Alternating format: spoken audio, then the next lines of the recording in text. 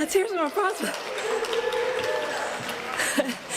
My name is Lynn Gavoni, and I am the chairperson of the Friends of Skowhegan Opera House.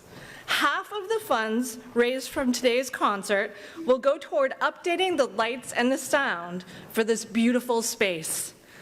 I do have a quick note from the Opera House manager downstairs. She said that if anybody parked in the Eagles lot, which is across the street, kind of near Sally's Dance, you're definitely going to have to move your car if you happen to park there, because they definitely tow anybody that's there. Just letting you know. All right, it is my honor to get this show started and to thank our many generous sponsors. Please hold your applause until the end of this list.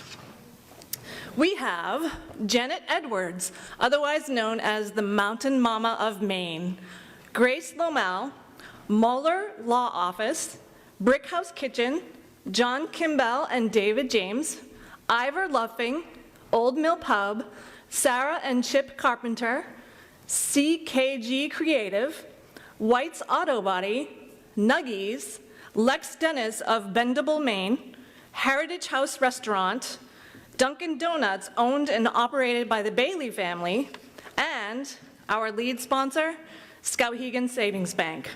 Now you may applaud.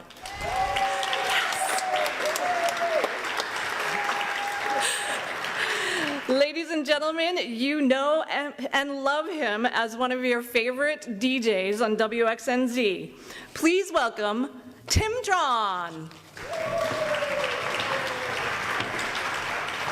Thank you, Lynn, and thank you all for showing up here. Well, shall we say this is a culmination of something that Annie and Andy and I have talked about for years if we had our own radio station. And the FCC opened up a filing window for LP, low power FM, so WXNZ at 98.1 became a reality. But it's only 2 watts, that's why we're so weak. But that's what the law has funneled us down to. But in, last year, in November, the FCC opened up a filing window for non-com, you know, like FMs, like college FMs, MPBN is a non-com, and that is the section below the FM commercial band from 90, God, I'm just completely losing it. But anyway, we're in radio's basement. We found an assignment on 90.7. It is pristine, crystal clear. Put the radio on that frequency, you hear nothing. There's MPBN to the left, there's MPBN to the right, and we're right in the middle. We have 3 years to complete the construction permit. There's a certain amount of cash to do it. The transmitter site is up on my property, and I'm solely working on getting an antenna system together because that has to go up, and then we can move on from there, and that's the cost part. So I want to do this very carefully, and we'll move XNZ. You'll still have the same call letters. The LP part will drop off, like when a tadpole becomes a frog. And now, may I introduce Annie and Andy with Merry-Go-Round Up. Yeah!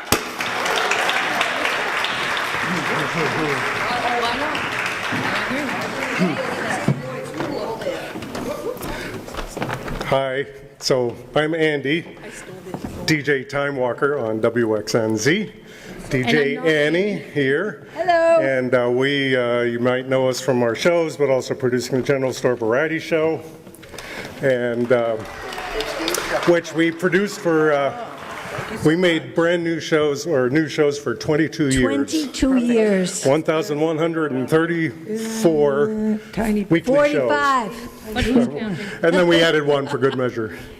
And so we're going to keep rerunning it on WXNZ, even though we're going to stop syndicating it elsewhere. You're right, so only XNZ. But the only thing I'll say is that I play jazz, I play techno, I play funk.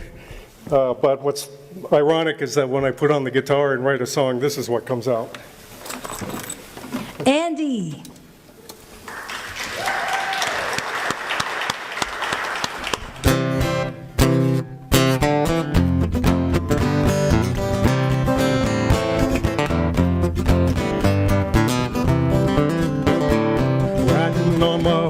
over hills and through the valleys. I'm racing to my hunter, she's calling me home. Galloping on horseback to see my Annie. I'm jumping every hurdle on my strawberry road. I used to be a drifter and a loner, eating cold beans and sleeping on the ground. It used to be just me and my pony, and any little lonely doggy that I found. But now I have a home, the best I've ever known. Right there when I can, 'cause I'm a lucky man.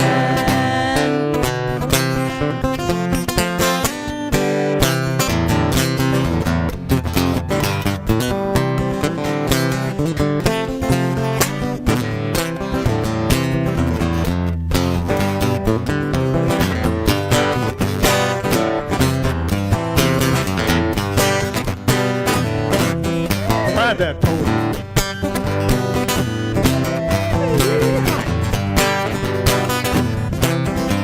Giddy up.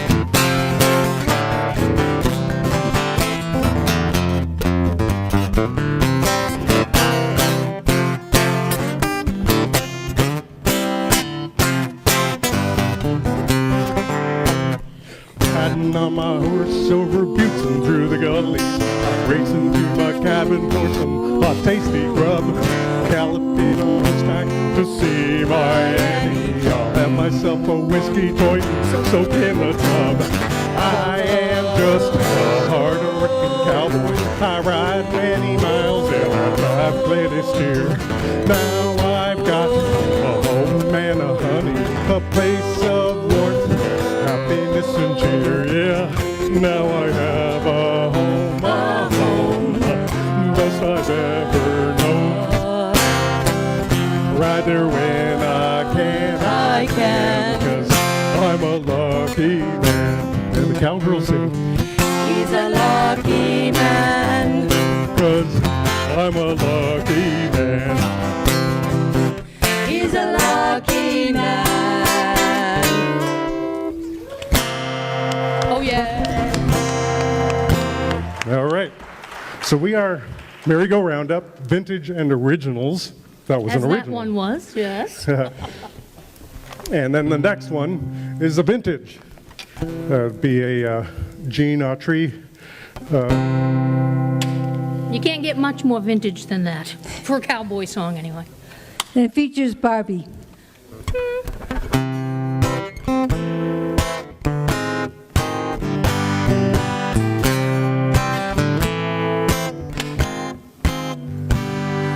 Just a melancholy echo, lingering when the day is through. It's the call of the canyon.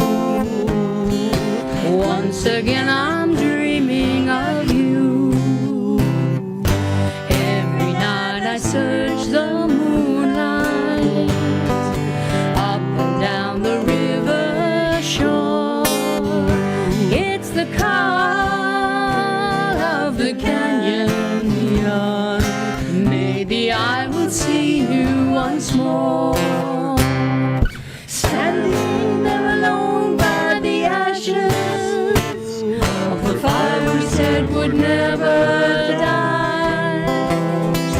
Will I ever find an ember burning from the days gone by? Then I hear a lonely whisper as a little spark I see. It's the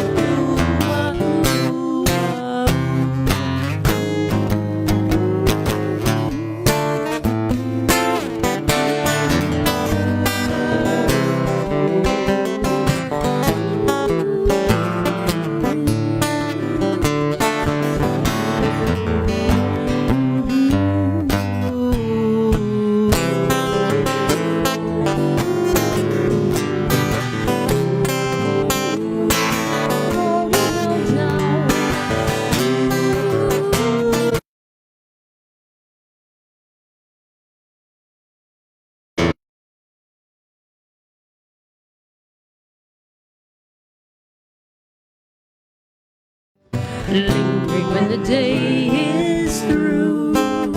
It's the call of the canyon.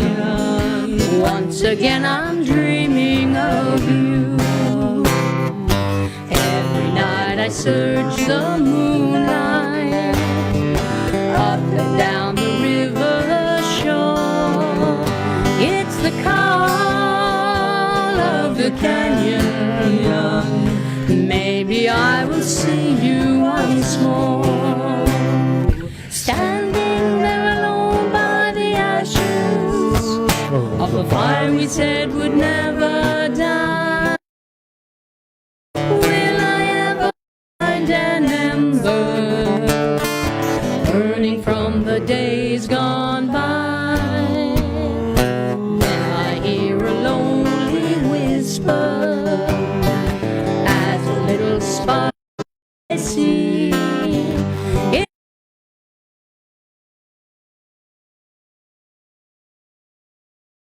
Back your answer to me.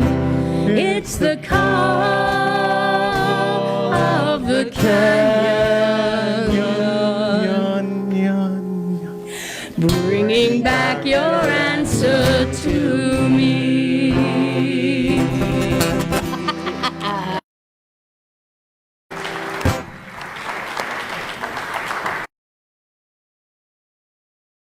Vintage. That was, well, I'll use this, no. So that was a vintage Gene Autry tune. We do vintage and original, and so we're going to go to another original. This is a song to celebrate the hardworking cowgirls in the world. And the, you know, well, this song is about the one thing that's probably harder than anything else. There are just so many cowboy songs. We need. Yeah.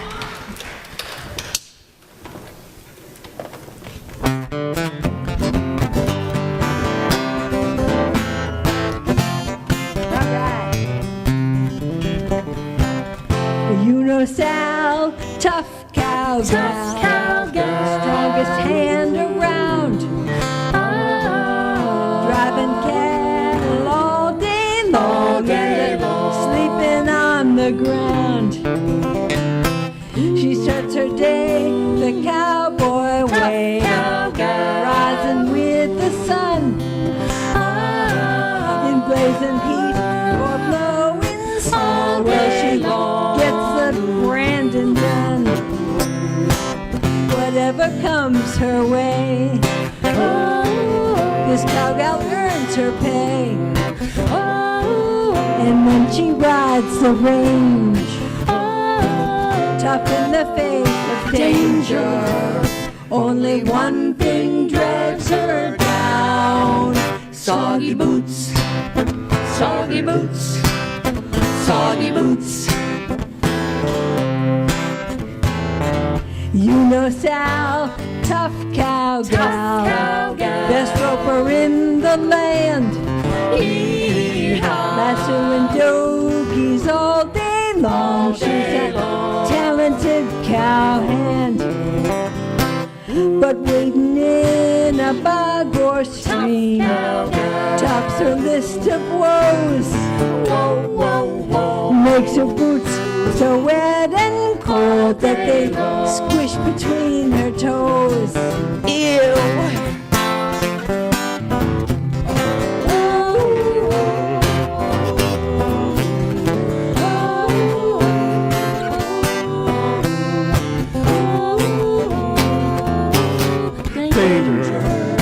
Only one thing drags her down. Soggy boots, soggy boots, soggy boots. Not rowdy males or grub that's stale causes Sal to fret. Not Hampton Dales or dusty trails, just when her feet get wet. Whatever comes her way, this cowgirl earns her pay. And when she rides the range,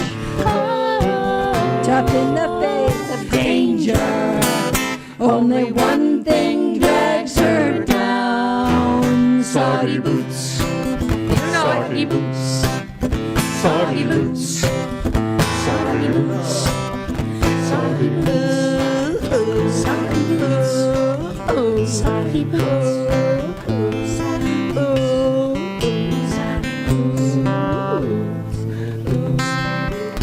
There she goes. She's gonna change her boots. Go, Sal! Squish.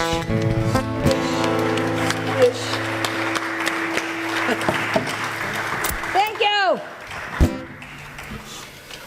So back to a more vintage type song. Really vintage. I was going to say, this is probably written on the cow trail. So And it's if you notice, this is also about a cowgirl too. Well, the way we sing it. And we sing the chorus several times, so if you catch on, and you will, sing. Join in.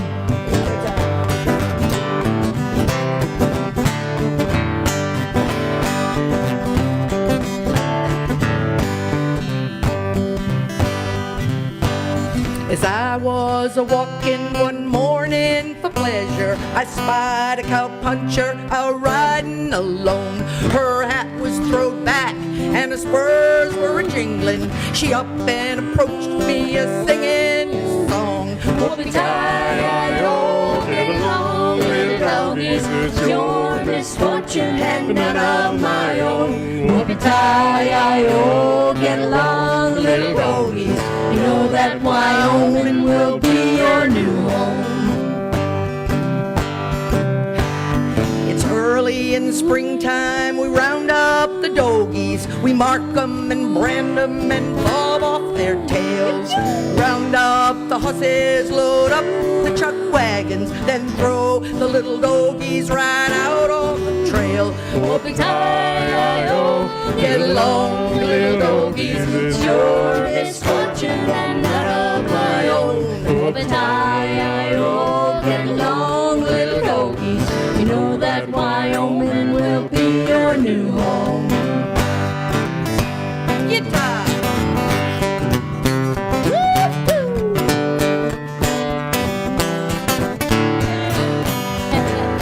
Get up there, yeah, woo! Yeah.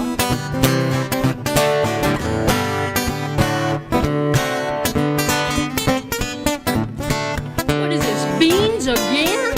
Come on. Can I have 2 biscuits? That's Call Chuck them Wagon. biscuits? Biscuits? We don't need no stinking biscuits. Your mother was raised way down in old Texas, where the Jimson weed and the cactus all grow. We'll fill you on prickly pear and some cholla until you are ready for old San Antone. Whoopie-tie-I-O, get along, little doggies, it's your misfortune and none of my own. Whoopie-tie-I-O, get along, little doggies, you know that Wyoming will be your new home. You know that Wyoming. Will be your new home. You cut out my last verse. What the heck was that? I was looking at you to see if you were going to do a solo. Oh, I know, I'm not going to do this. That's what I thought. And And then we have one more. And that was the best one too. It talks about when we're naming all the cows and making jokes about steak and stuff, and the cows were sad, so we had to cut that verse.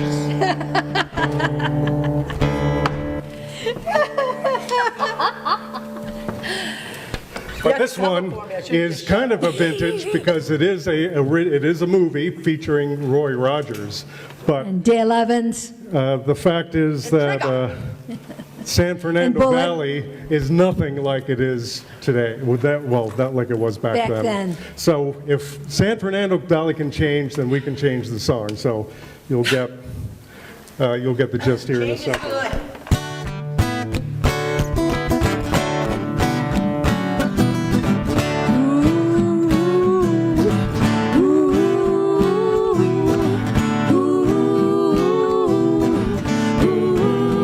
Oh, I'm packing my grip and I'm leaving today 'cause I'm taking a trip.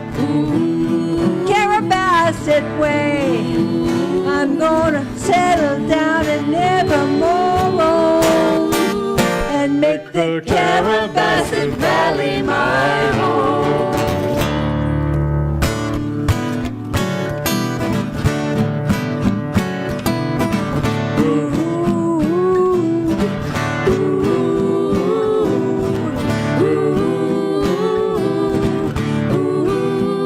I'm forgetting my sins.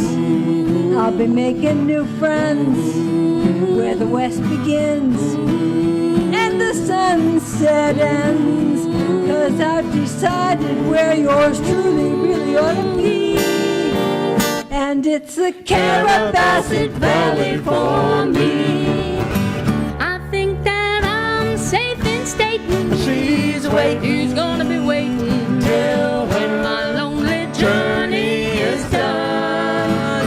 And kindly old Reverend Thomas made us a promise that he would make the two of us one. So I'm hitting the trail to the cow country.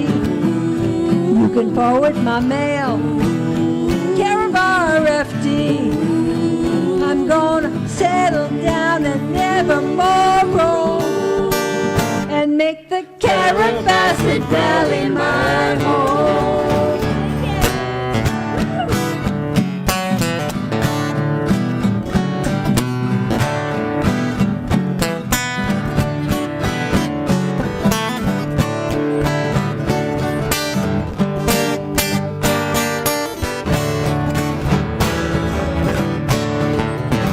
I think that I'm safe in stating she's waiting. He's gonna be waiting till my lonely journey is done.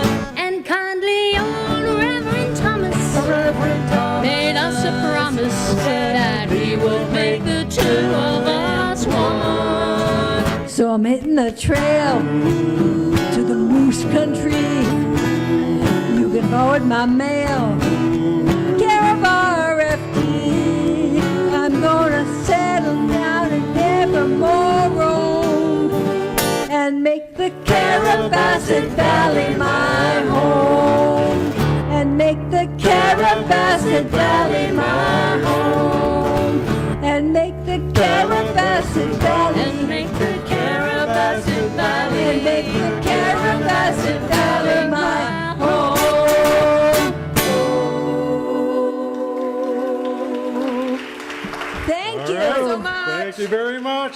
and instead of yeehaw, we'll go Thank everybody. ay-ya. And then we'll do the inhale one. Sure. These You were, want to speak the language. Tautones back in the day, too. That's right. Want to do the cheer just quick for everybody? Right, Okay. that's everybody. Do the Twautone cheer. Ready? Hands up. They're not old enough to know what the They don't know Twautons to are. do it. Hands up. They Oh, I are. think a few. Hands up. Kiss the ceiling. Kiss the ceiling. Don't tip your head up, though. Ready? Ho! Oh, yeah. Hey, Arthur, Feel the energy coming down to ya. I better unplug my guitar. Yeah, it's muted. Oh, okay, all right, good enough. He knows it. And I'm gonna, Thank you very much, and mine thank muted you, too? radio audience and webcast and everybody. Thank you very much.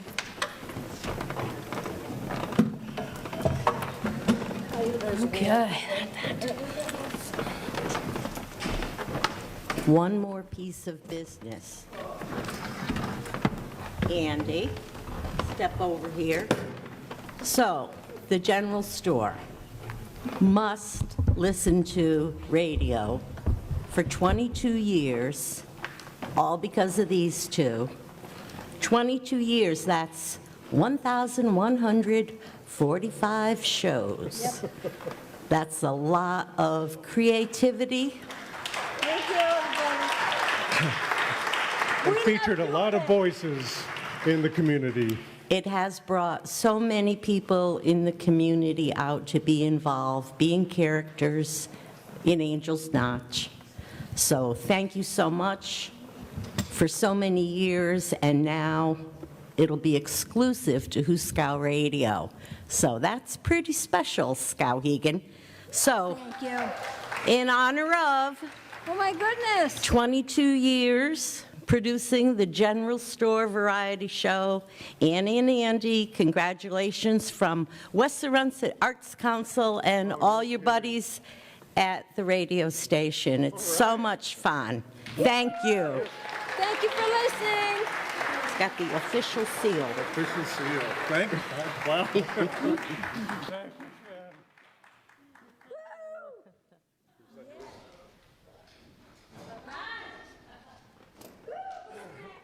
Right. So just to keep things moving along, because that's what we need to do. So anyway, I'm a cowboy singer, I'm a jazz DJ, but I am a cosmic cowboy poet.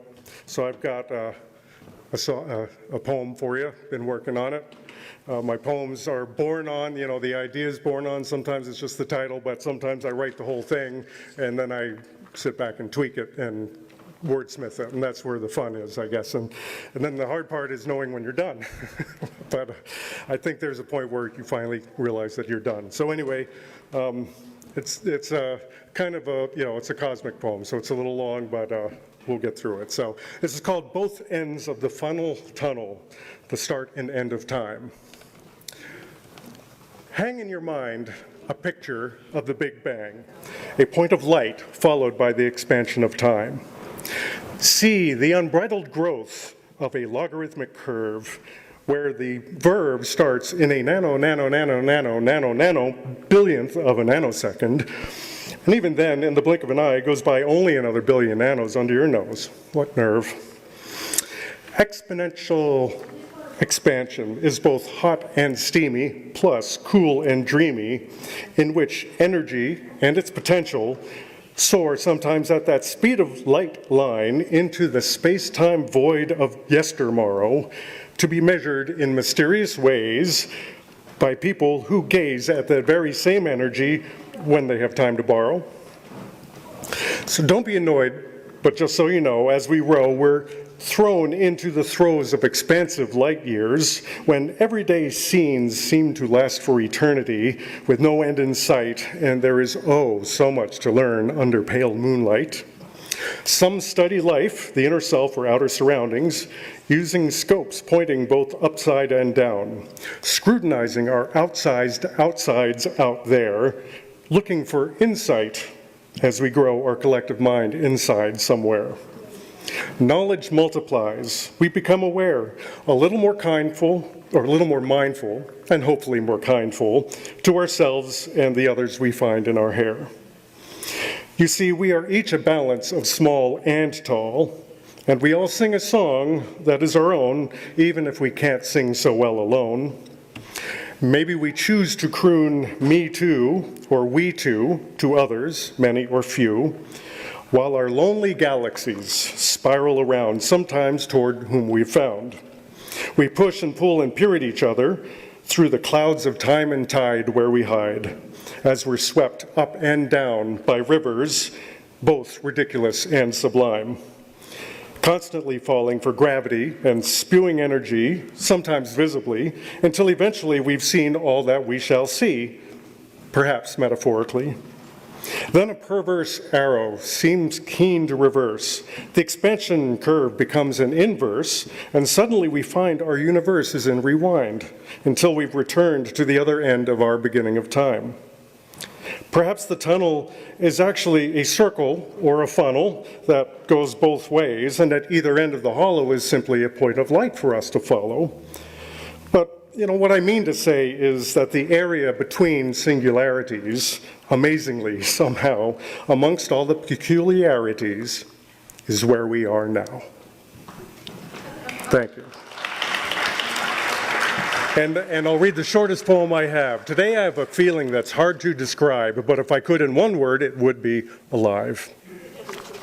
And so now I believe that I have Kaylin Black coming on stage to read some poetry. So come on, Kaylin, and nice to see you. Let's get you comfortable there and try to make this so it's just That fits me, yeah. Is that comfortable for you? As long as everyone can hear me. Get that mic closer to you. Okay. Thank you. There.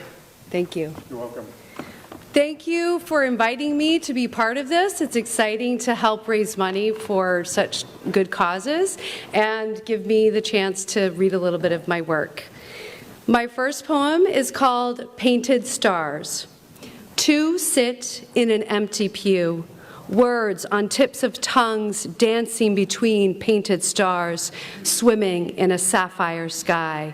Notes of hopes and long-forgotten wishes singing together in the rafters, cascading down as whispers, tickling ears in the crowd. Hushed silence envelops the nave.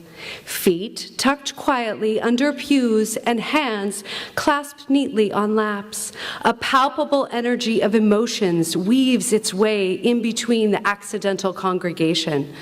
Light is born in a singular voice echoing off the stone. The crowd inhales and exhales in a syncopated rhythm of illumination and obscurity, breathing life into the ghosts of history that fill the empty spaces.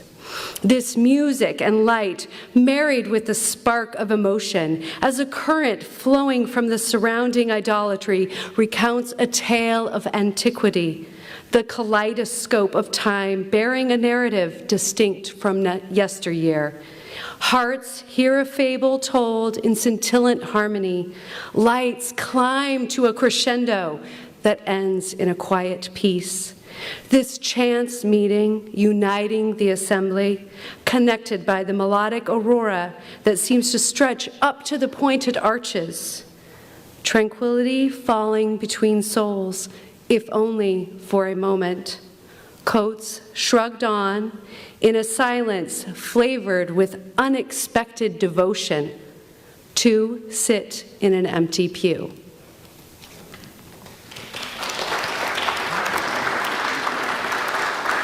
Thank you.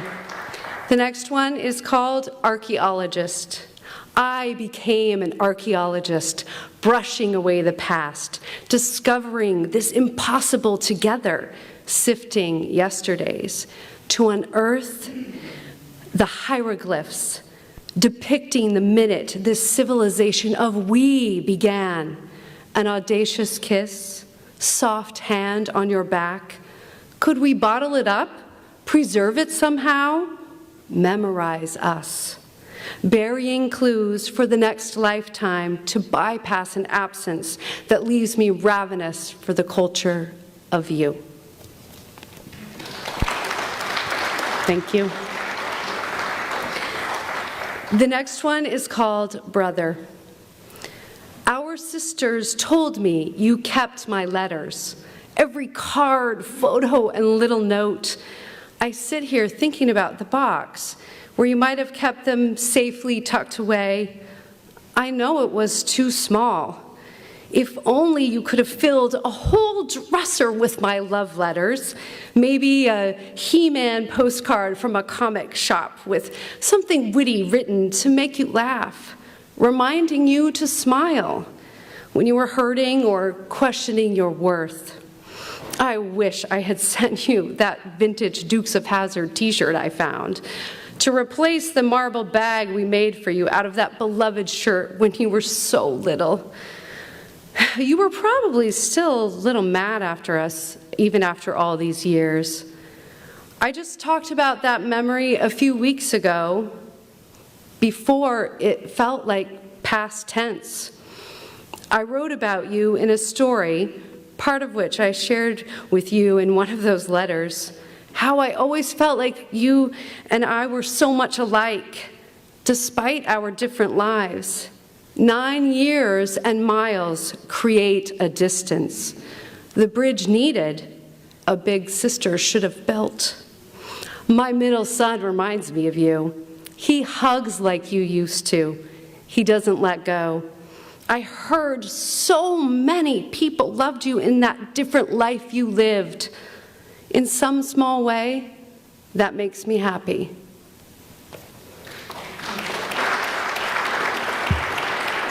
Thank you. This one is called Chance. At the Gare de Lyon, were you there on the same day? we could ask the clock, a witness, a veritable icon. Did you wonder what the second unveiling looked like at the World's Fair? I remember standing there pondering. I could not help but admire l'électricité and the curves of her stone breasts. How could they look so soft and warm? Did you notice her? Or were you distracted by the birds, flying inside and outside simultaneously? The cacophony of sounds, trains, people rushing to faraway lives. We missed each other when I met my mom and sister. We ate breakfast at Le Train Bleu. I might have seen you out of the corner of my 22-year-old eye. That couldn't be. But I believe that I wanted to see you, to get an early start on this goodness. I wasn't ready. Neither were you. That is what you told me across pillows wrapped in soft sheets, skin telling true stories, speaking through our scars. What about the day I wrote my name in the sand, dreaming and touching the quiet blue water in Antibes, the sun hot on my bare shoulders, Peanut Man laughing at my sunburn? I think you were in Nice, or were you dipping your toes in some other sea on some other shore? Was it Princeton, perhaps, when you came to this country, leaving a blizzard behind, Canada on ice? Did I see you at that brewery? Or was I too busy laughing with my girlfriends? We needed to hold hands with other lovers, thinking we found what we were looking for, fitting pieces of ourselves together, learning how to touch, building lives, moments, shaping futures, making beautiful babies. I want to find different words for grateful because the synonyms lack flair. You noticed me. My hair was wet. How did you find me with so many other options? That picture chosen by chance. Thank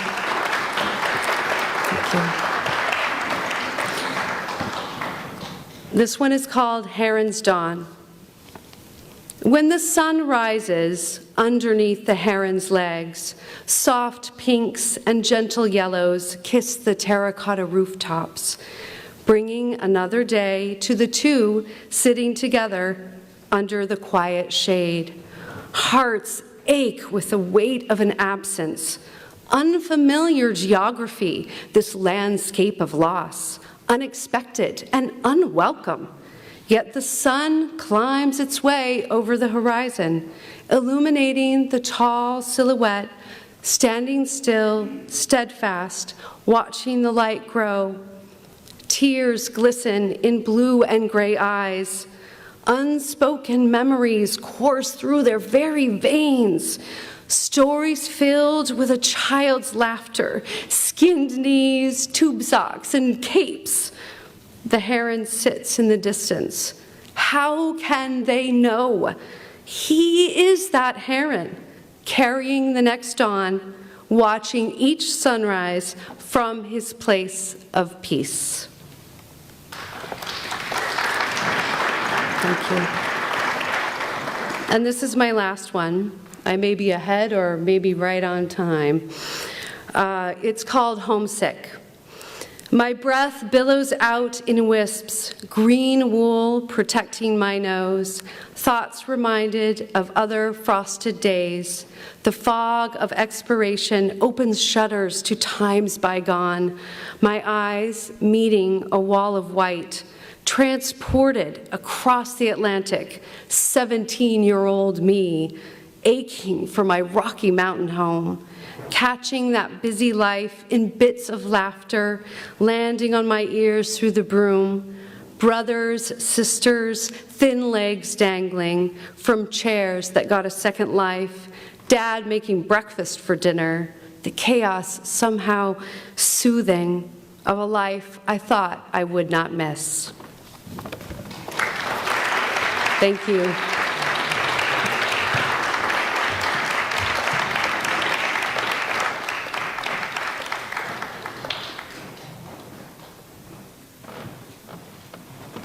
Hello, I'm Tom Hamilton, also known as Hambone. My lovely wife, Greta, and I produced The Great Escape on WXNZ. I'd like to read a poem by Martin Steingesser, a poet from Portland. I met while he was doing poetry workshops at the Cornville School. And he told me one day he walked in the classroom, a student was sitting on a desk. The student started to get up and Martin said, no, you're fine right there. The poem is called Whatever You Want.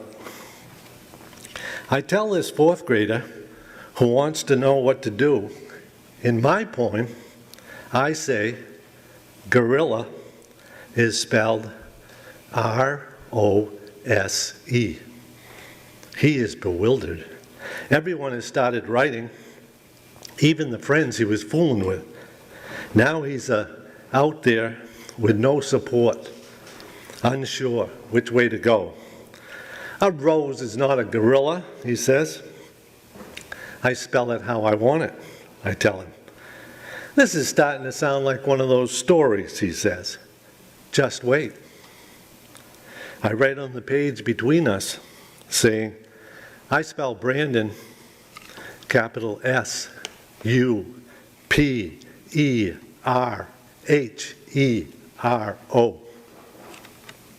I'm a superhero, he laughs, and adds, I spell fox, Y-M-V-L-E. What's that, I ask. I don't know, he says, pleased with himself. Hummingbird Junction, I throw back. Dirty recess, he says, heating up, beginning to sound like one of those beat poets. I pitch again. Cross-eyed sharpshooters. Sumo wrestlers, he says, eyes narrowing. Okay, bail out, I say, folding our paper into an airplane and sticking it in his backpack on his desk. He looks at me. Ha, I say, I just stuffed your pack with a gorilla, rose, superhero, sharpshooters, sumo wrestlers, your fox, and one YMLBE. The other kids, also finished, start queuing up for lunch. Brandon is digging in his backpack after the poem, which, who knows, just might fly.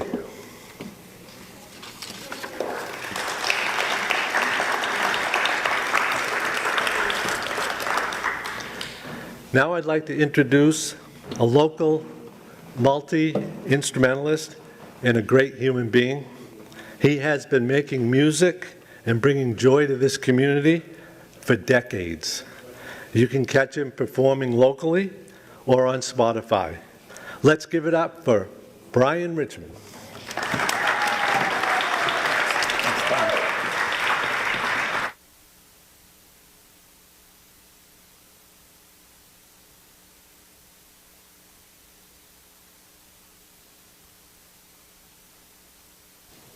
Hello? Oh, we're in the house. Thanks, Tom, for that kind introduction.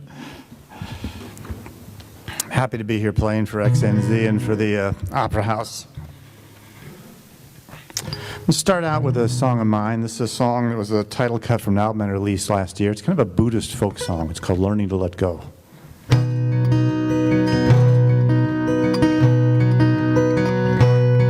Come walk with me in silence down this narrow winding road. We'll walk together slowly and tell me what you know. The light will soon be fading. We got nowhere to go. We're just walking home together, learning to let go. Now I have seen the sunrise from 100 different hills. Sung the song of the robin, sung the song of the whippoorwill. Slept out in the rain, stood out in the snow. Now we're walking home together, just learning to let go. go into a sense of grace. Learning to let go of things we can't replace. Learning to let go, lighten up the load. We're just walking home together, learning to let go. What peace there is in silence, what peace up in the sky. What peace lies in the breezes gently blowing by. Like a leaf blown down the road, we don't know where we go. We're just walking home together, learning to let go.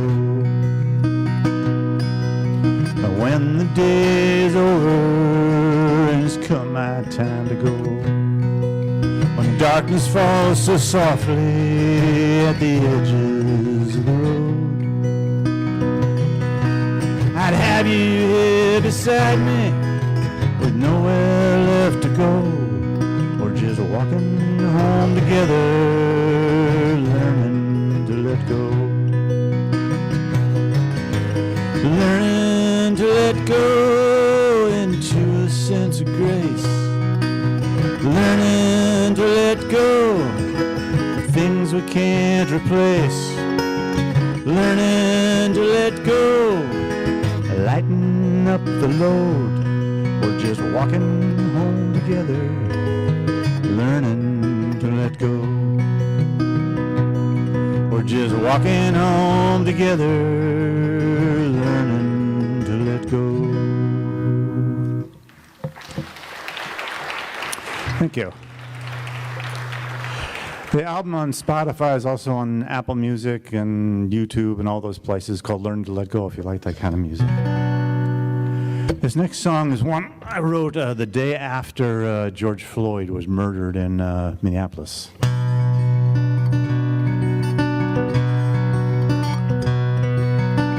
8 minutes is such a long time. 8 minutes without a reason or rhyme. It goes by in the blink of an eye, enough time for a man to die. 8 minutes is such a long time. Derek Chauvin, he was a cop on the beat. He killed before when he was feared on the street. He had a history of brutality, but the other cops just let him be. And 8 minutes is such a long time. What is this country that we live in? What is this land that we call free? What is this hatred that we thrive on? What is this dark history? George Perry Floyd was an African-American man, a gentle giant to give anyone a hand. He thought he left his troubles behind. In his new life he was doing fine. But 8 minutes is such a long time. Strange fruit on the ground on Chicago Avenue. A knee on the neck in 8 minutes, it was through. I can't believe that a man was killed for a fake $20 bill. 8 minutes is such a long time. What is this country that we live in? What is this land that we call free? What is this hatred that we thrive on? What is this dark history? There's a fire in the sky over Minneapolis town. There's a fire in the hearts of people the whole world round. none of us will be free till all of us can be free. 8 minutes is such a long time. 8 minutes is such a long time. 8 minutes without reason or rhyme. It goes by in the blink of an eye. It's enough time for a man to die. 8 minutes is such a long time. 8 minutes is such a long time.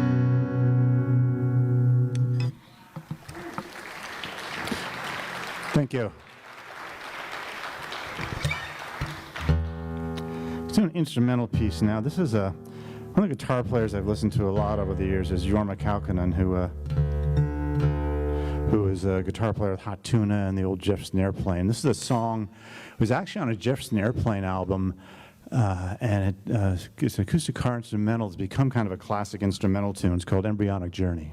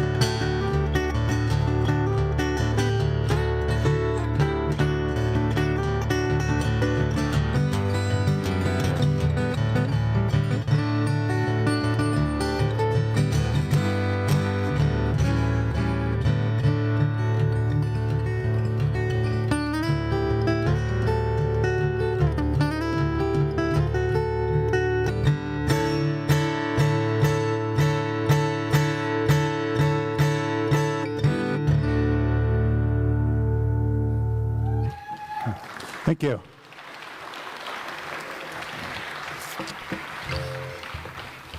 Okay, I got time for one more song. I'm going to retune a bit here. It's a song by Richard Thompson, who is one of my favorite songwriters, guitarists, everything. Had a chance to see him a few times. It's always like 20 guitar lessons to watch him play. If any guitar players are interested, this is that kind of unusual tuning. He drops his E string down 2 full steps to C and his A string down to G, and capos up 3. Let's see. Okay. Okay, this is a song about a guy and a girl on a motorcycle.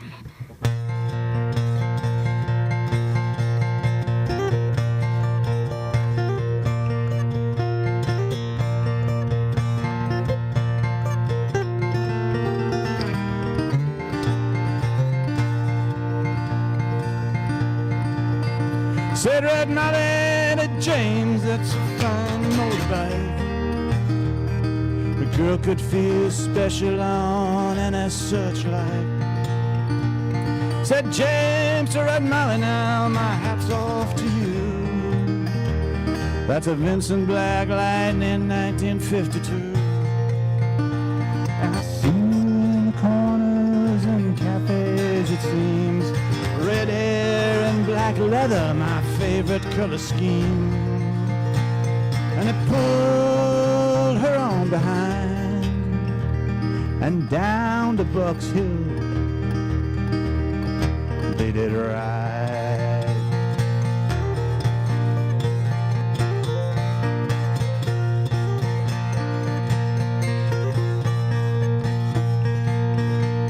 Said James to Red Molly, here's a ring for your right hand. But I tell you in earnest, I'm a dangerous man. I fought with the law since I was 17. I robbed many a man to get my Vincent machine. Now I'm 21 years, I might make 22. And I don't mind dying, but for the love of you. And if fate should break my stride, I'll give you my Vincent to ride.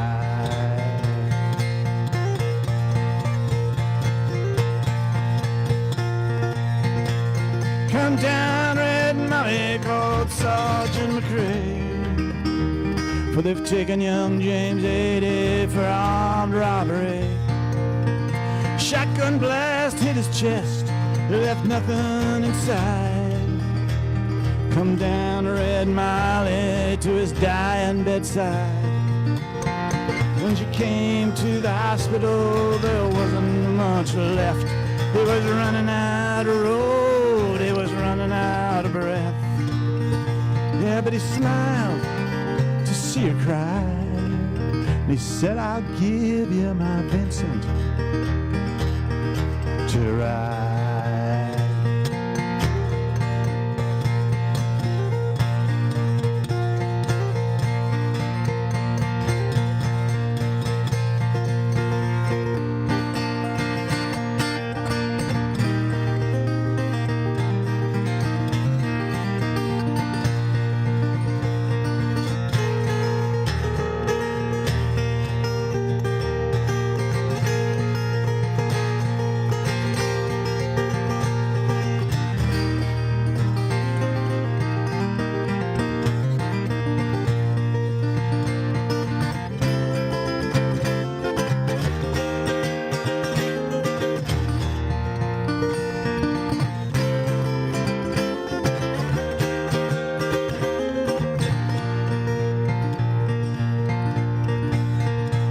Said James, in my opinion, there ain't nothing in this world beats a 52 Vincent and a red-headed girl. Nortons and engines and Greaves won't do. Now they haven't got a soul like a Vincent 52. And he took her hands and he gave her the keys. He said, I've got no further use for these. I see angels and Ariels and leather and chrome coming down from heaven to carry me home. And he gave her one last kiss and died. And he gave her his Vincent to ride.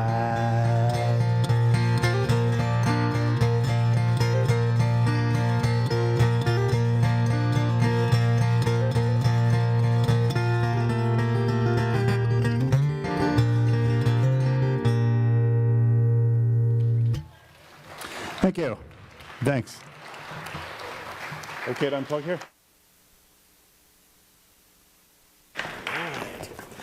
Thank you, Brian. Hey, thank you, Brian. Let's have another hand for Brian. All right. I'm Ivor, and I have two shows, Música Latina and Country Folk, formerly known as Vintage Country. So, I have a little, very, very short poem, like less than a minute here. WXNZ, WXNZ, just you wait and see. We're going to 100 watts, you're going to hear a lot. From Augusta to Bangor, you won't be able to ignore 100 watts of power coming from Tim Tron's tower. So I'll close with this refrain for the folks of Central Maine. WXNZ, WXNZ, just you wait and see.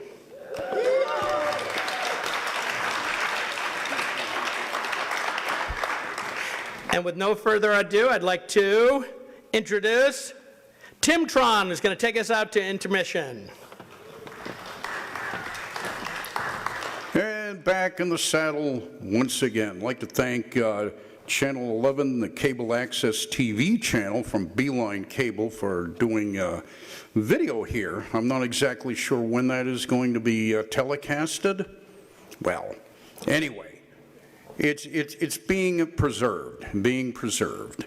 So what can I say? I know we started a little late. We're going to end a little late because our schedule has, let's see, 1655 hours. That's like what? What is that? That's like 5 o'clock, I think? I'm not sure. So we'll run a little late. We'll just fill it with the amount of times that are on the schedule. So we're all here and nobody's going anywhere. So when that collection plate gets passed around, please deposit your money. Yep. And as we go up in power, we will occasionally run begathons. That's how we exist. They help. We don't carry commercials like other radio stations, the commercial ones that'll beat your head into the ground with this product or that product, or 10 minutes of just the same old, same old, same old. Instead, the same old, same old, same old is music of all types, culture of all types, so do keep it here on good old WXNZ. And now it's time for intermission. Lynn, are you out there? Oh, here she is. And you're running the Opera House? Well, I'm not running the Opera House, no. That would be quite a feat. Yep. I am the chairperson of the Friends of the Skowhegan Opera House. Yep. So the Friends of Skowhegan Opera House is a group under the umbrella of West Arunza Arts Council, and we are fundraisers to get money to renovate this beautiful space. I'll tell you one thing. I've been in here once years ago, but I came in here with Tom Hamilton to figure out where things were going to go. I'm looking around, I'm saying, wow, this is a cultural gem here in Skowhegan. It's a beautiful. And the more I look at it, it's like, wow, you know, you have some of the old, and I'm into preserving the old as well as keeping it new. Mm-hmm. So here we go. So we need a lot of updates. Yep. A lot of updates. Mm-hmm. For the electricity and the lighting, the sound. And during intermission, actually, we're going to be selling some water. We have lovely ushers, and I wanted to thank our ushers Let me today. step out of the way, and you're front and center. Okay. And I'm going to fade back into the shadows again. Bye, Tim. Tim Tron. So yes, we are selling water out in the lobby, and part of the rules of the Skowhegan Opera House is that you need to drink it out there. Thank you very much. It's $1 a bottle. And what's going to happen with the bottles is we will collect them, and we're going to sterilize them, and we're going to use them for an art kit for kids for Earth Day. How awesome is that, right? That's another committee from the West Arunza Arts Council, the Art Kits for Kids Committee. We pack 50 art kits a month, and we deliver them in many different ways. We're going to be at the Scalpendus Family Fun Night, giving out those bottle art kits for kids, 50 of them. So come on by. It's right downtown in the municipal parking lot. But I did want to talk more about the Friends of the Skowhegan Opera House. We do meet approximately, once every 2 months or so. I have a chart out at the Friends of Skowhegan Opera House table. You can look at the different things that we've been doing and also sign up if you would like to get more information via email. So there's a little chart out there if you'd like to sign your name and give me your email, that would be great. We definitely need more volunteers to do things like this to raise money for this space, so the more the merrier. Please sign up if you possibly can. We are also online for those people at home. If you go to the Western Arts Council website, it's westarts.org, not .com, and you can look for the different committees that we have. And so you can click on the Friends of Skowhegan Opera House, and there's more information for you there. So far, we had a goal of raising $100,000 back in 2020, and we just started going, and then the pandemic hit. But we still, from 2020 until now, we've raised $30,000. Isn't that amazing? Every dollar counts. So please buy water and look at our display. There's also a display out there of something most recent that happened, which was the youth scholarship that we gave out this year. We had 3 kids that we interviewed, and they each won $500 worth of a scholarship. We have a young lady in the front row with us today who is a musician who won one of those awards. That's Amelia Cooper. Great job, Amelia. So you'll see her picture out there, and there's a lot of displays, a lot of things that you can buy. So come on into the lobby. All right? I don't know who's next. Thank you, everyone. Ta-da. It's Tom. Or Hambo. You're welcome to get up, move around. We're just filling the intermission with some information about the West Renton Arts and the radio station. So go buy your water and stretch your legs. And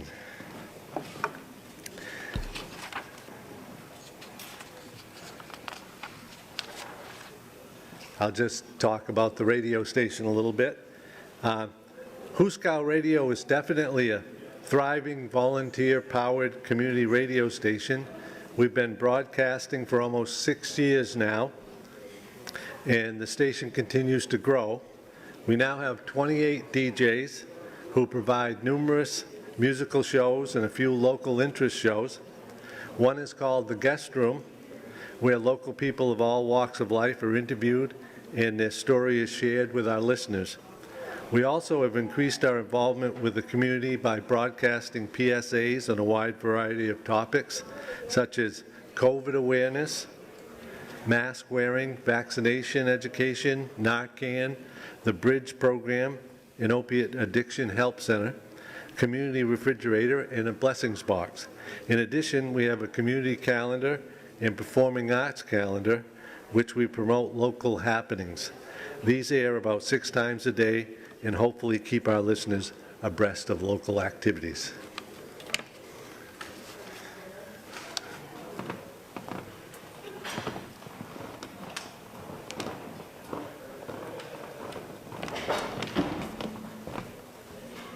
All right, glad my time, is this mic on? Sorry, I was speaking into the wrong mic. I'm glad that my moment has come while everybody is out getting a drink or going to the bathroom. Just kidding. I'm John Harlow. I'm the president, believe it or not, of West Renton Arts Council. I'm also the station manager for Somerset Community TV. All I have to say really is that I have to say a big thank you to Andre Cormier from Mount Blue Community TV, who is lending his expertise to make this a multi-camera shoot today, so anybody that's not here is watching from all kinds of camera angles. I'd also like to thank Daxton Winchester, who's a longtime assistant of mine at the studio. A lot of stuff that you've seen on the station has been shot by him. I'd also like to give a little plug for June 4th. Western Arts Council is going to have an opening for the mural project that you've probably heard a lot about. If you're friends with Ivor on Facebook, you have definitely heard about it. So on June 4th, we'll unveil 3 murals, all within walking distance of the downtown. They'll be on the Skowhegan Savings Operations Building, on the space on the river, and on Height, is it Chevy downtown? The Chevy dealership downtown. So we're really looking forward to that. Looking forward to doing a lot of great stuff in the future, and we'll hope to see you all there. Thanks.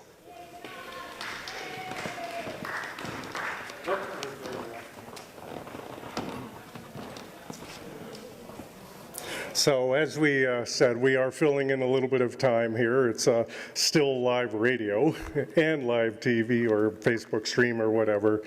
And so it's going to be hard to move on to the show until we do get other people back from the intermission. And so maybe I will kill time. Maybe I should kill time with a poem because I ain't got nothing to lose. And I don't care if anybody listens to my poetry. Everybody come on back in, because Andy's going to read a poem. Right, no, I'm going to have to introduce Earl here in a minute.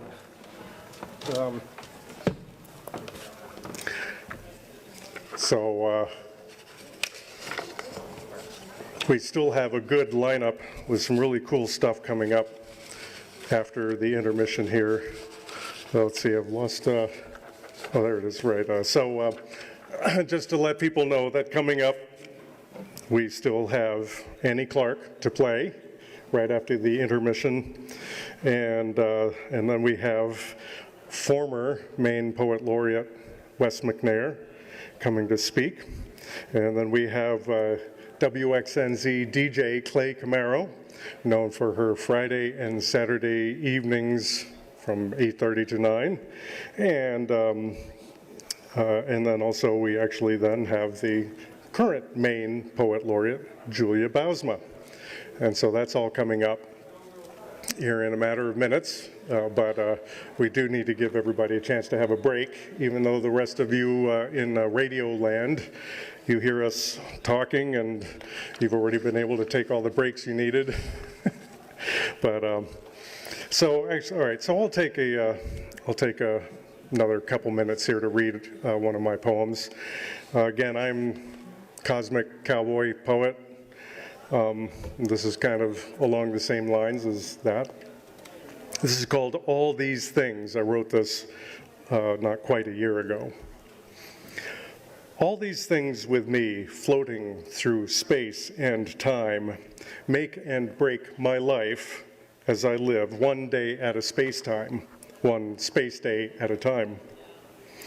To see both here and now versus the long picture is to understand a scale through which we live every year, every month, every week, every day, every hour, every minute, every second, every nanosecond, every infinitely small fraction of the orbit of an electron about a nucleus of energy hidden in a dimension that is both smaller and larger than you can ever imagine.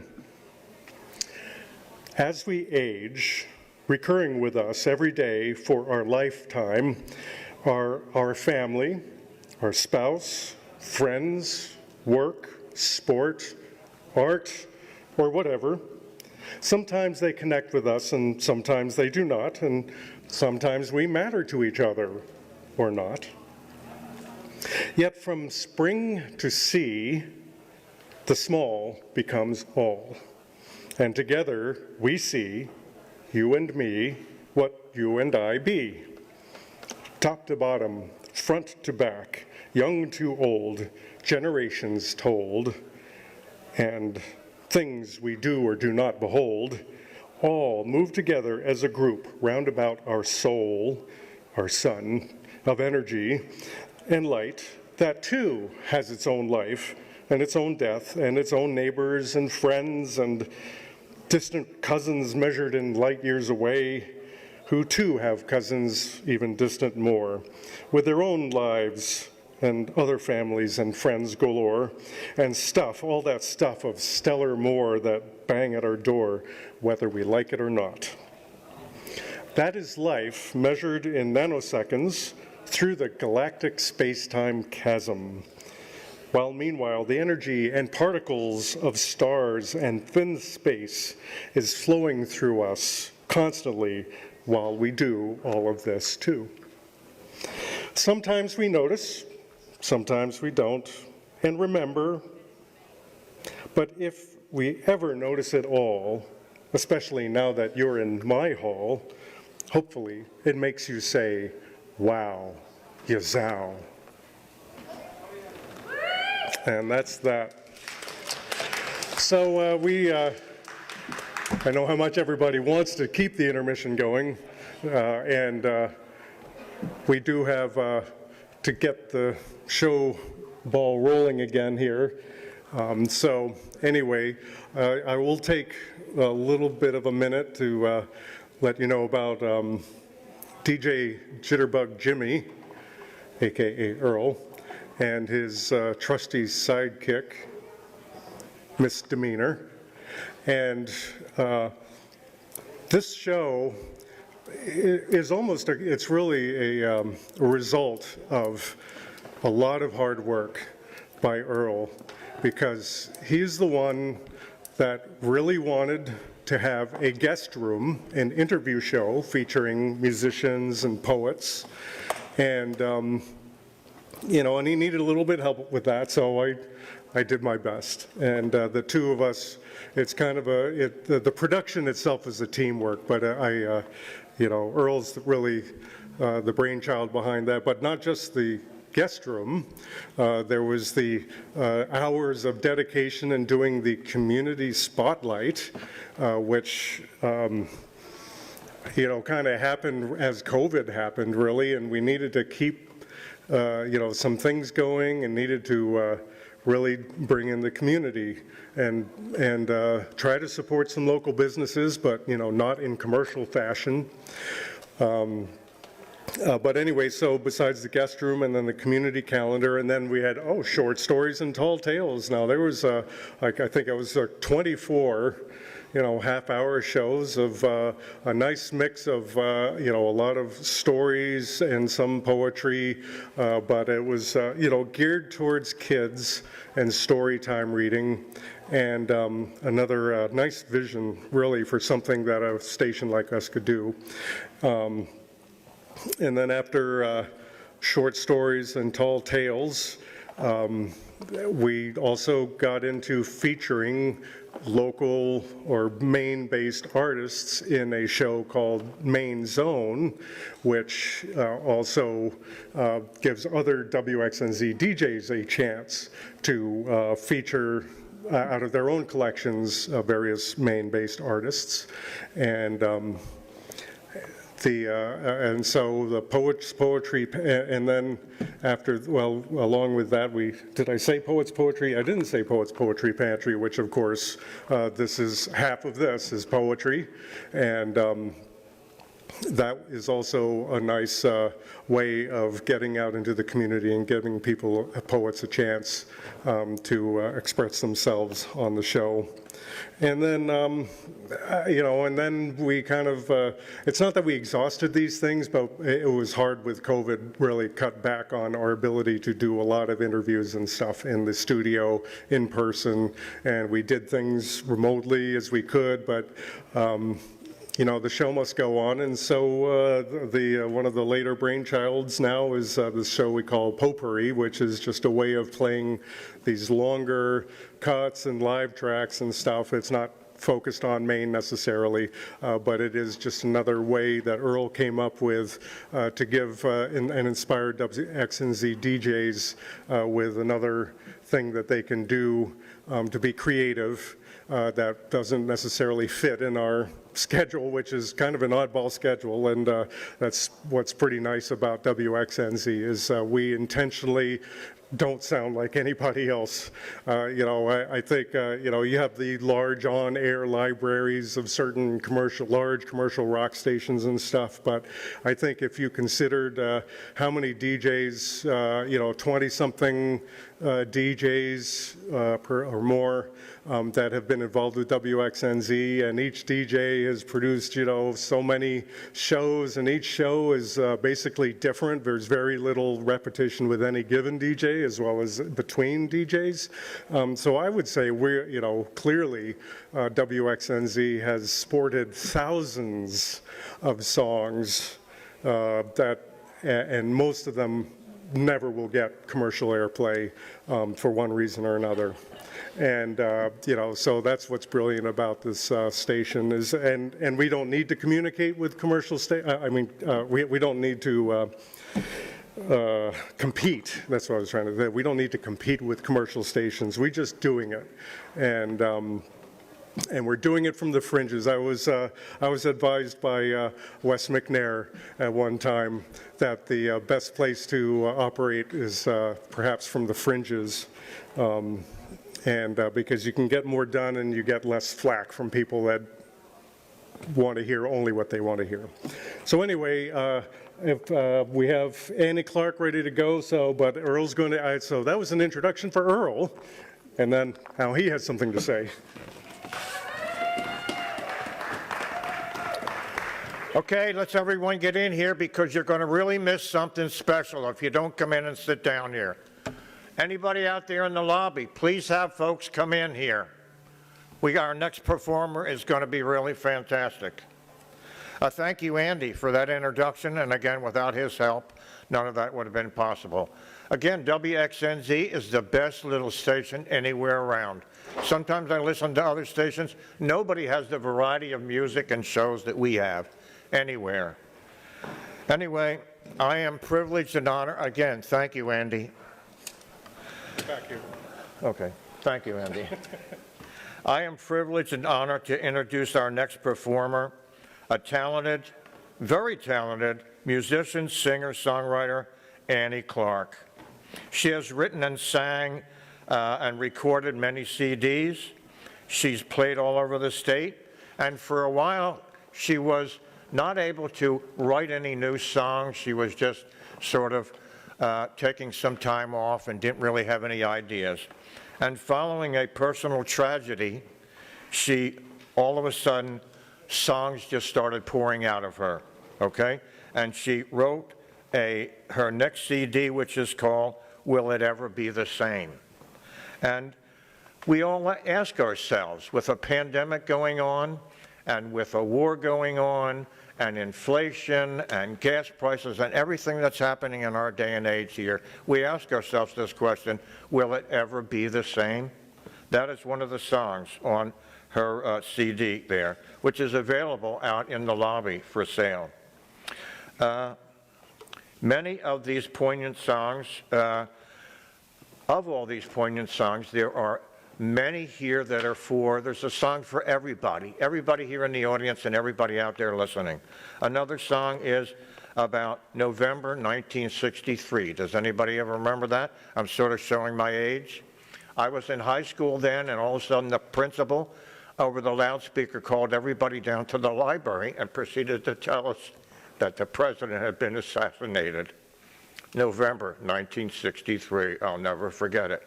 All the girls cried, and I just sat there with my jaw wide open.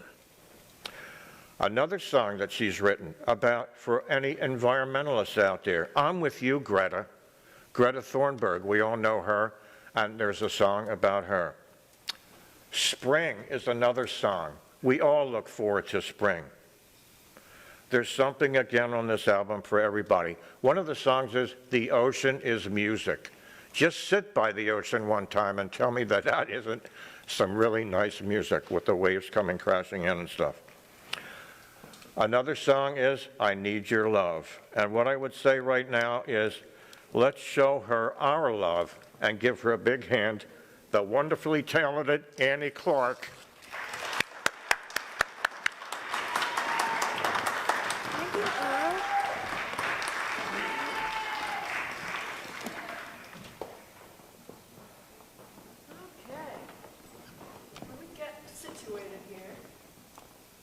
How's everybody doing? Oh, I gotta set it up. All right. I just gotta move that so I don't trip on the.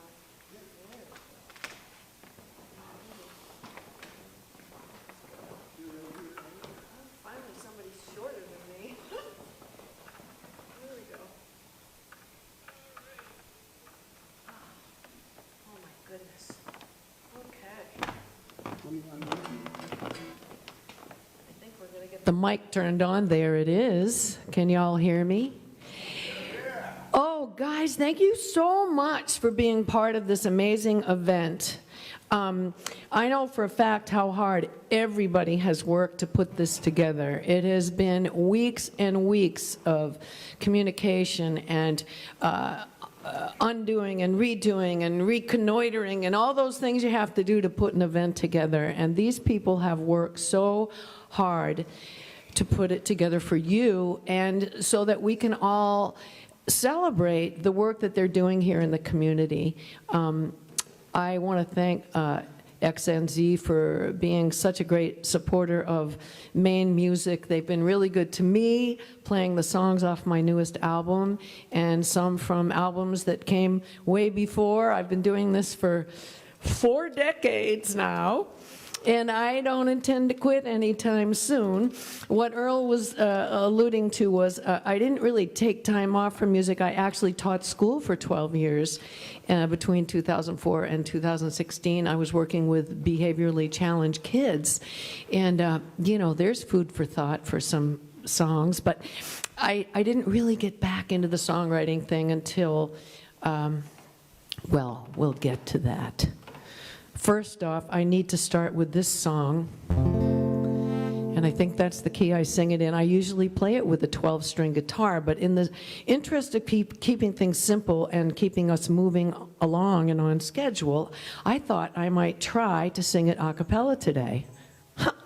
So, and what a beautiful place to do that. I mean, really, the last time and the only other time I have had the opportunity to sing here at the Skowhegan Opera House was I got to do a harmony with Dar Williams. Oh my God, what a great night that was. And we were hanging out in the little green room up there practicing our harmonies, and I'll never forget that night. But I thought to myself, someday I'm going to come back and I just want to sing a cappella, so here's my opportunity.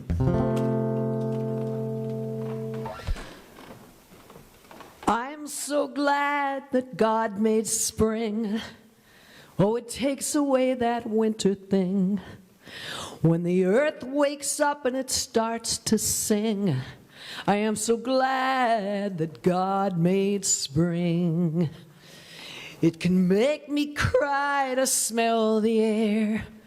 There's a sweet forgiveness everywhere. And soon there'll be less clothes to wear. It makes me cry just to smell the air.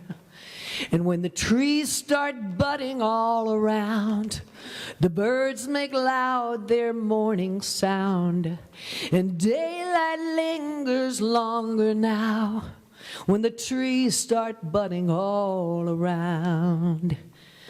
And I get so high when the colors come, when the wildflowers dance inside the sun.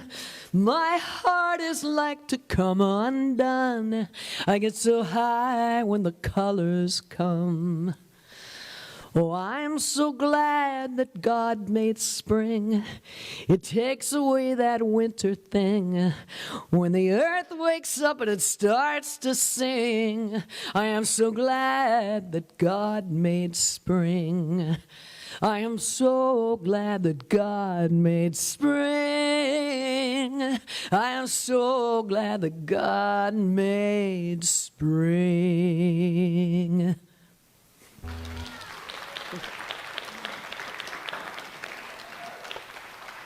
Thank you. How's it sound out there today? All right. Well, we can thank Arthur LeBlanc for that. He's doing a great job, don't you think? Yay, Arthur. Woohoo! Yeah. All right. Let me just wet my whistle. I sing better if I wet my whistle.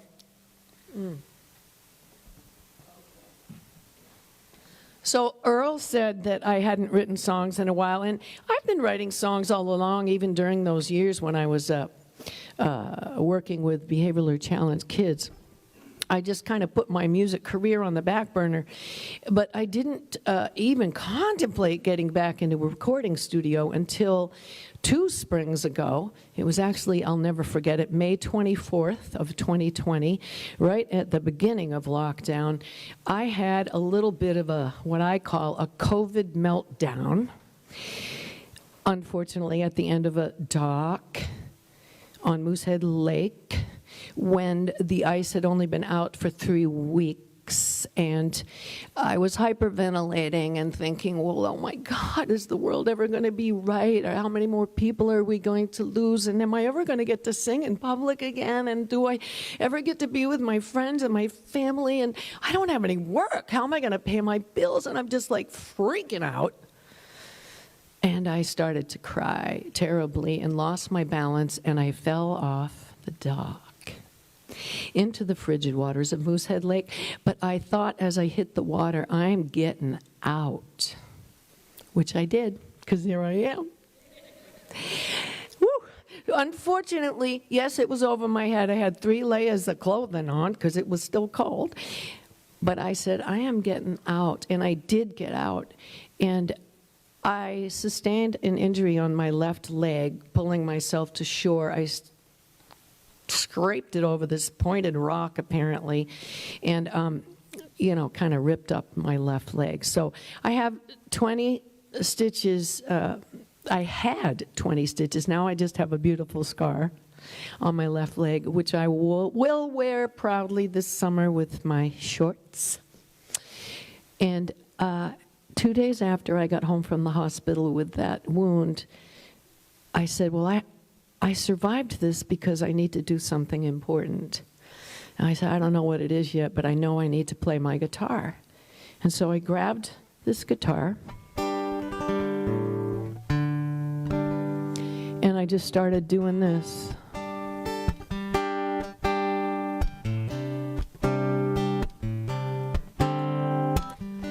And I swear to God,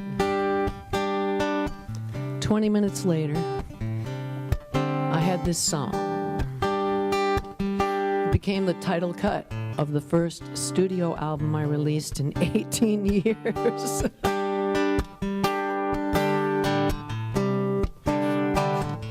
Will it ever be the same? Will we even know my name? Will we ever laugh so hard our tears fall down like rain? Please tell me, what do you see? Will it ever be the same? Will I ever see your face? Will we be together in one place? Or will the joy we've known just disappear without a trace? Please tell me, what do you see? Will it ever be the same?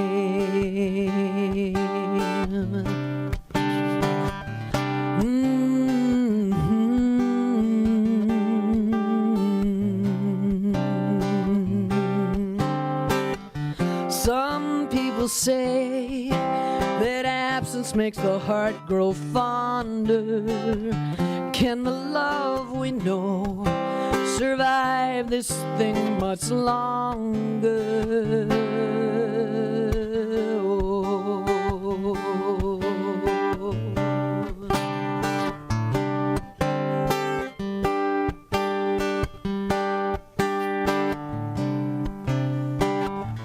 Will it ever be the the same? Will you even know my name? Will we ever laugh so hard our tears fall down like rain? Please tell me, what do you see? Will it ever be the same? Will it ever be the same?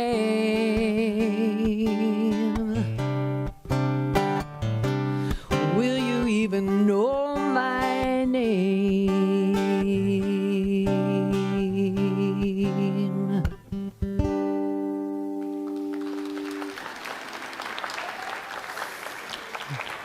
Thank you. You know, I got home after the injury and the writing of the song, and I was feeling well enough to drive myself home because I couldn't drive for a while with my injury. But I got back and I couldn't get together with people other than being outdoors and 6 feet apart and masks, and everyone had to bring their own little cooler and silverware. And so I would have these what I call dog days, called distant outdoor gathering days. And I had a couple friends over, and I grabbed my guitar and I said, hey, I wrote this song when I got back from the hospital. And they said, well, oh, Annie, everybody needs to hear that song right now. You're not the only one that feels that way. And so I kind of went to work, and I said, okay, maybe they're right. Maybe that's why I survived this, and this is the thing I'm supposed to do. So I started to put together a song list, and I said, oh, I wrote this song a while back, but it works right now, too, because what we've all wanted to do during this pandemic is just get close to the people that we love. And so this song needs to be on the new album. And I wrote it for a Valentine's gift, but I think I was clever in that I made it so that I can sing it all year long. It goes like this.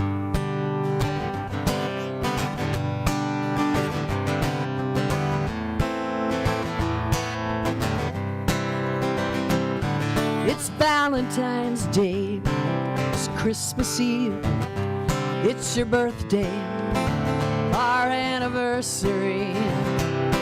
It's every day in between.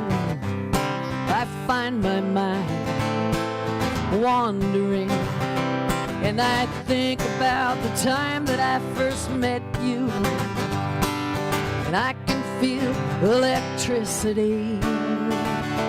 And I think about the gift I want to get you, and I know I want to get you close to me again, because I don't remember when we last locked eyes, and so it comes to me as no surprise that when I think about the gift I want to get you, I know I want to get you close to me.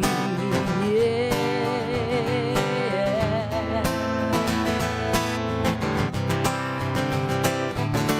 All this time on this troubled earth, in survival mode, on the working turf, there's no time for you and me, and I'm missing who we used to be.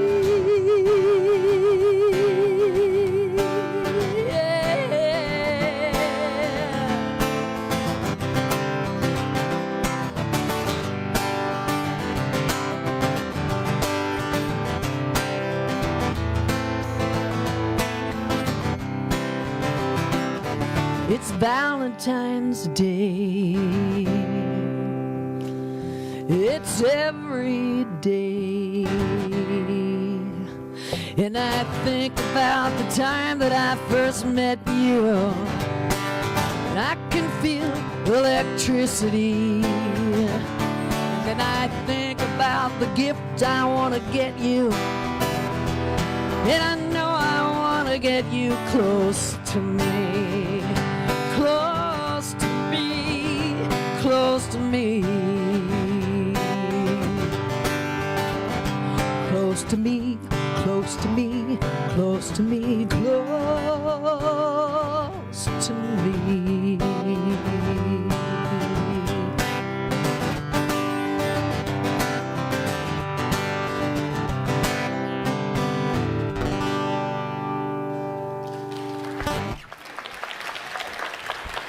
Thank you.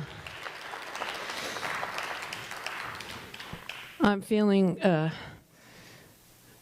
very hopeful that we are able to get a little closer to one another these days. I know it may never be completely the same, but it's up to us to make it better, and I think we can do that.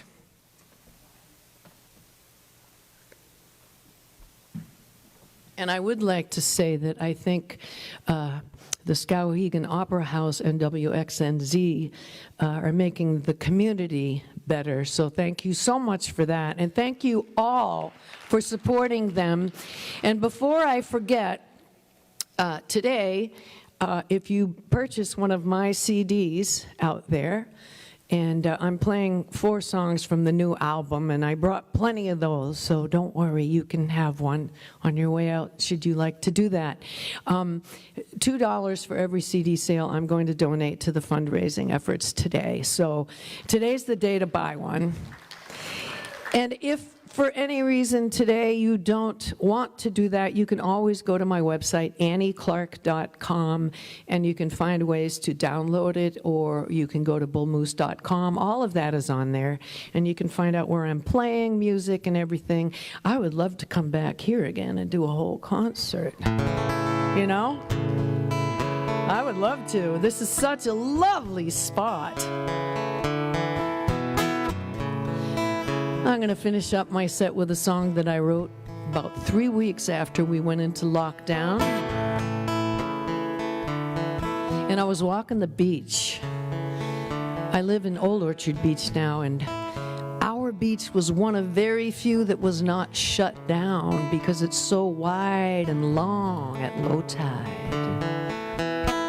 I was feeling pretty blessed the day this song came to me. I still feel blessed. The mountains are calling, but they're out of reach. I live by the sea, so I'm drawn to the beach. I'm there in a flash when I'm falling apart. 'Cause the ocean is music, and it soothes my heart. I come to you, to your sand and your waves. I come to your big open sky and the sun on my face.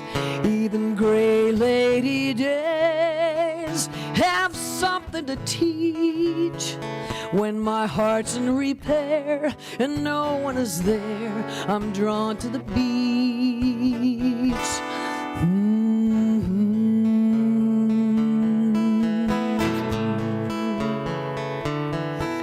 There's comfort and love from family and friends, but when they're far away, my heart depends on a slap in the face from a stiff ocean breeze. And the roar of the surf gets me up off my knees. I come to you, to your sand and your waves. I come to your big open sky and the sun on my face. Even gray lady days have something to teach. When my heart's in repair and no one is there, I'm drawn to the beach.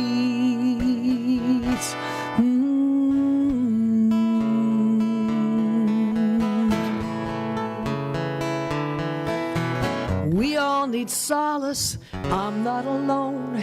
Maybe I'll find a place and a love to call home. I come to you, to your sand and your waves. I come to your big open sky and put a smile on my face. Even gray lady days have something to teach. When my heart's in repair and no one is there, I'm drawn to the beach.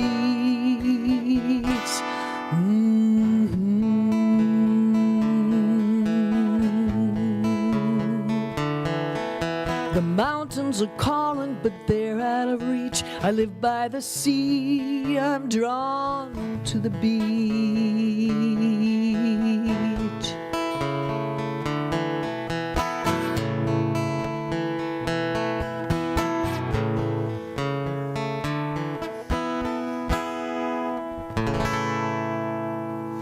Thank you so much, everybody. Thank you to everybody that put this fundraiser together. It's been a beautiful day. You should all be proud of yourselves for pulling this off. Thank you so much. You're welcome. All right, am I muted? Yep. Okay. Thank you, Arthur.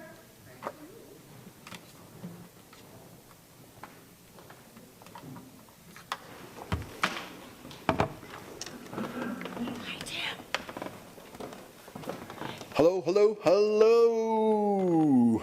My name is Tim Forsman. I'm the host of Jigs, Hoedowns, and Songs O Tragedy.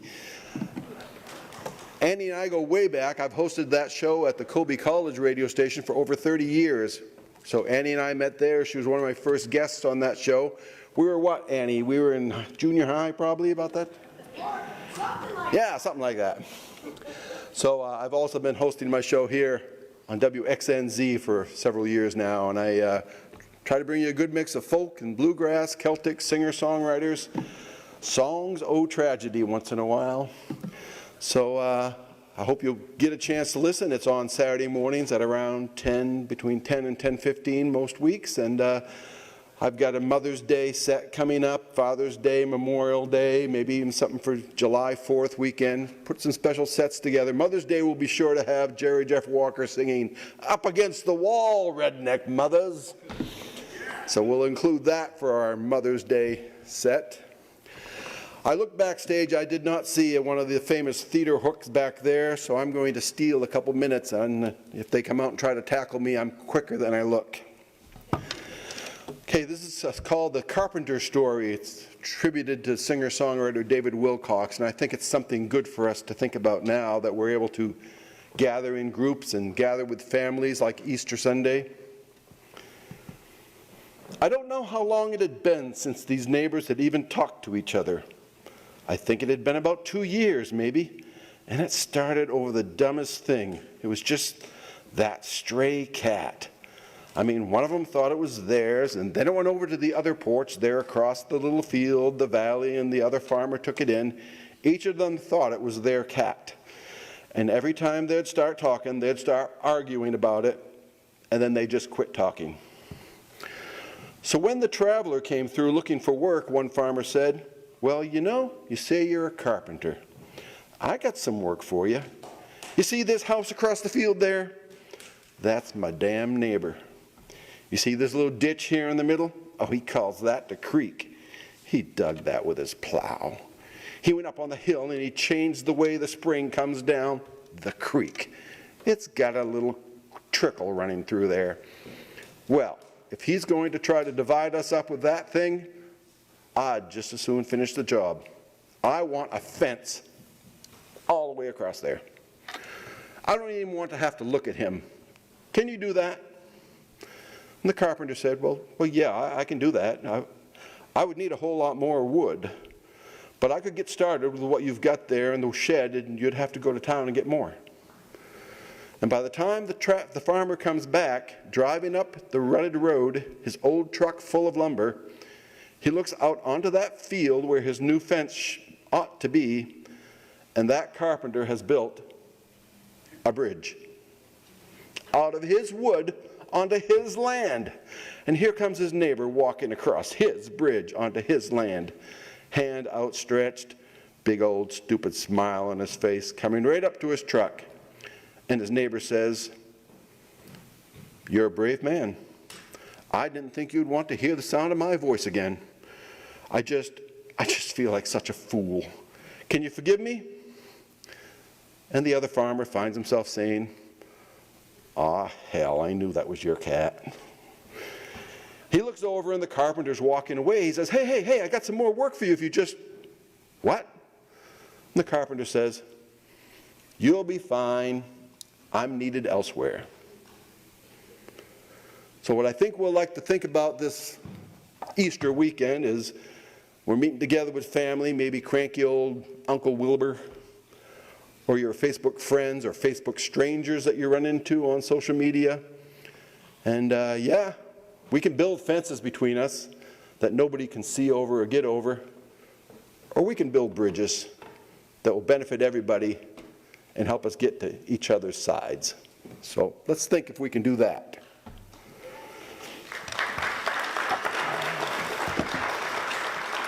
All right, now it's time for me to introduce our next guest here. This gentleman has produced over 10 volumes of his poetry. He's also had 3 works of prose, including a memoir. He also spent the years 2011 to 2016 as Maine's Poet Laureate. You're in for a treat here. I'd like to introduce Wesley Mcnair.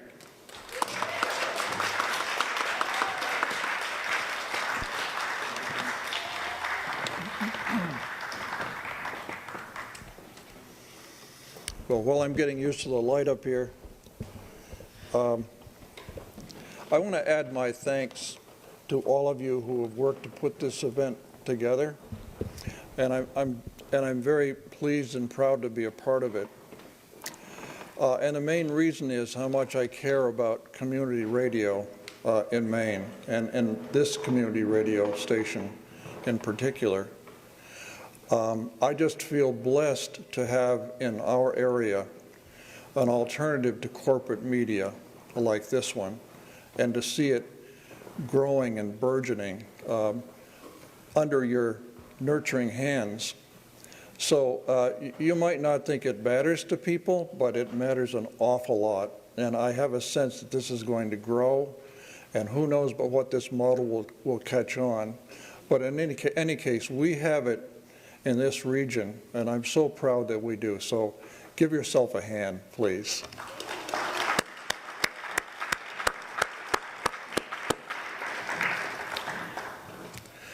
I put together a small group of poems, not to overdo with my time. The first one has to do with this odd fact, that the farm women of our area used to make their aprons out of grain bags. And then came along one of these odd turns in history, and all the grain bag aprons disappeared, including almost anybody who would remember them. So I wrote this poem to remember them. It's titled Remembering Aprons. Who recalls the darkness of your other life, sewn shut around feed grain? Or remembers your release to join your sisters, the dishcloths, now ampleness and holes? Not the absent hands which tied you behind the back, already forgetting. How thoughtlessly they used you, old stove gloves, soft baskets for tomatoes, and yet how wonderfully such being left out shows your inclusion. Oh, tough dresses without closets, lovely petticoats that flashed beneath the frayed hemlines of barn coats, all over Maine. I used to have a tradition in the springtime, little tradition of mine. I would take gifts of rhubarb around to the old timers in my town. You know, the people who knew what it was and what to do with it. But a couple of 3 years ago, I had to give up my rhubarb root because all my customers were gone.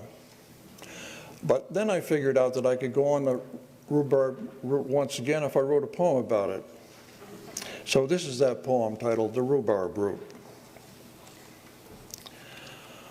On a spring evening, in between the black fly season and the first mosquitoes, as the red stems lift their broad leaves like scores of tilted umbrellas, I call them on the telephone of my mind and drive bagfuls of rhubarb down through the town, past the white revenants of the Grange Hall and the closed library, past the house lots and the treeless modulars where they have no use for rhubarb, turning at last into a wide driveway while little Herman, alive as anyone, comes out of his old farmhouse with his chesty walk to take 2 bags inside to Fay, enough for a whole year of pies and red Jell-O cobblers.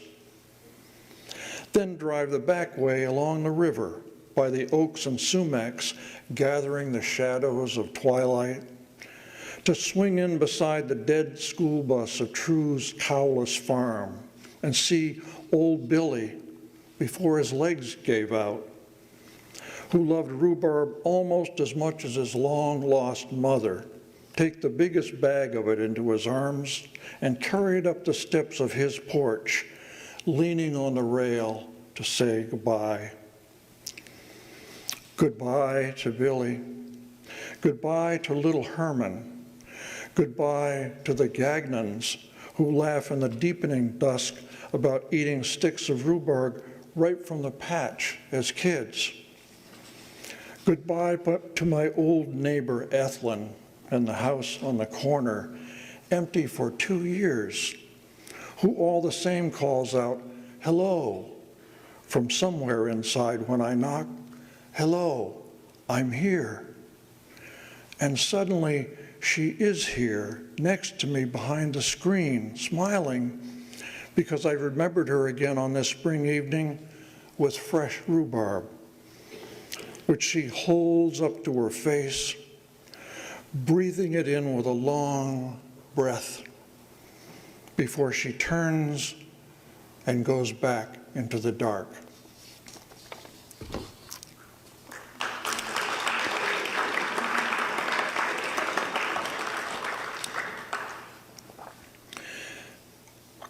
Thank you. One of the quiet joys of my life over the past many years has been a tree that stands just outside my front door, which is the tallest tree by far in my town. And to top it off, a beautiful example of the Maine state tree. It's a pine tree. A neighbor said to me not too long ago, actually it was maybe 2 weeks ago, "Wes, you got to take that tree down because it's going to come down and crush your house." But actually the tree doesn't have a single sign of decay in it, even though it's probably over 200 years old. And besides, I would never cut it down. My impulse is to honor it. And so I wrote a new poem about it. It's coming out in a new book I have forthcoming in the fall. And this poem is called "In Praise of a Tree." In the town photograph from 1905, the white pine is already old. It lifts its branches above the roof of our house. Today, they are higher. When we tilt back our heads to find where the tree has put its fine, feathery crown, we can hardly avoid the sense of falling. For 200 years, it has climbed a ladder up out of itself, straight and tall as its forebears, once chosen to make mass for the king's warships. Here in the grass by our front door, this tree, which has done battle with wind and ice, carrying cargoes of squirrels and songbirds and flinging winged seeds to feed them in spring, is a mothership of its own making. Forget that the great lower branch is broken and think of its struggle with the weight of a 2-day snow. And disregard the abandoned woodpecker hole now risen to the height of our second floor. For on this May morning, the morning of my poem, it became the home of the honeybees. Think of them flying across the sky to swarm the hole while we, in our excitement, threw open the storm windows that had sealed us in. Imagine the vibration of their single omnipresent hum as the tree took them into its ancient heart, singing this praise song, this music of the spheres.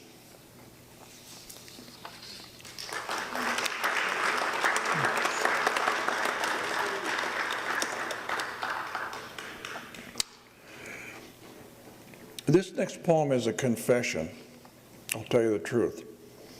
A confession about an infatuation I once had as a married man.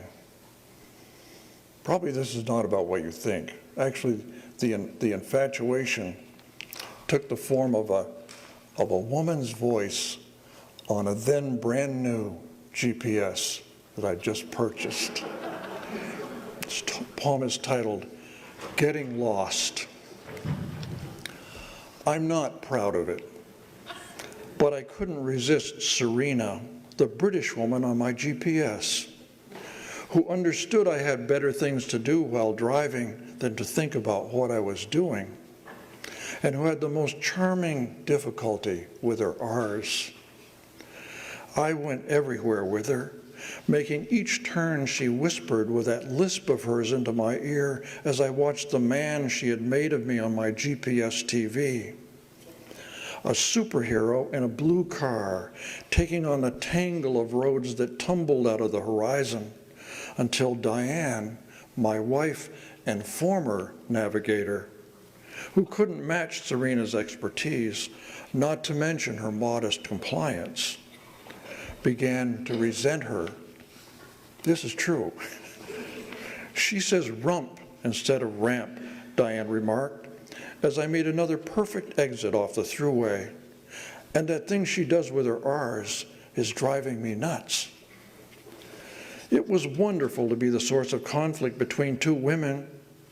But then I began to consider how my destination time in the lower left corner kept adjusting itself according to my speed.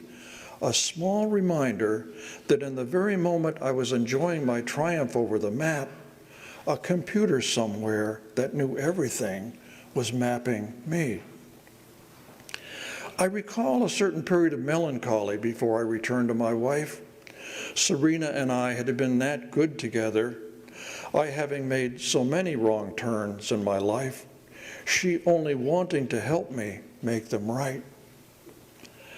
Yet I couldn't stop longing for, of all things, the fights Diane and I once had about the urgency of finding our way, and the seductive thought of ending up beside some forgotten field among cows on a dwindling road that didn't even exist on the ragged copy of the known world she held in her lap, which was, minus the cows, just where we were 1 week after I unplugged the GPS, and we sat quietly at the roadside, spent by our argument, she turning to me with her blue eyes and that old dear expression of helplessness. I falling in love all over again because there was no Serena to recalculate. Only the two of us together, once more, getting lost.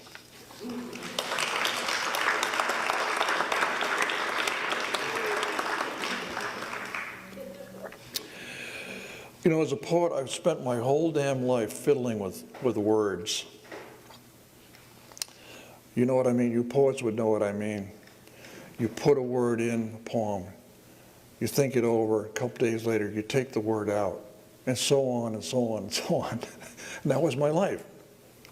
So I suppose it was inevitable that I'd finally end up with a poem about just one word.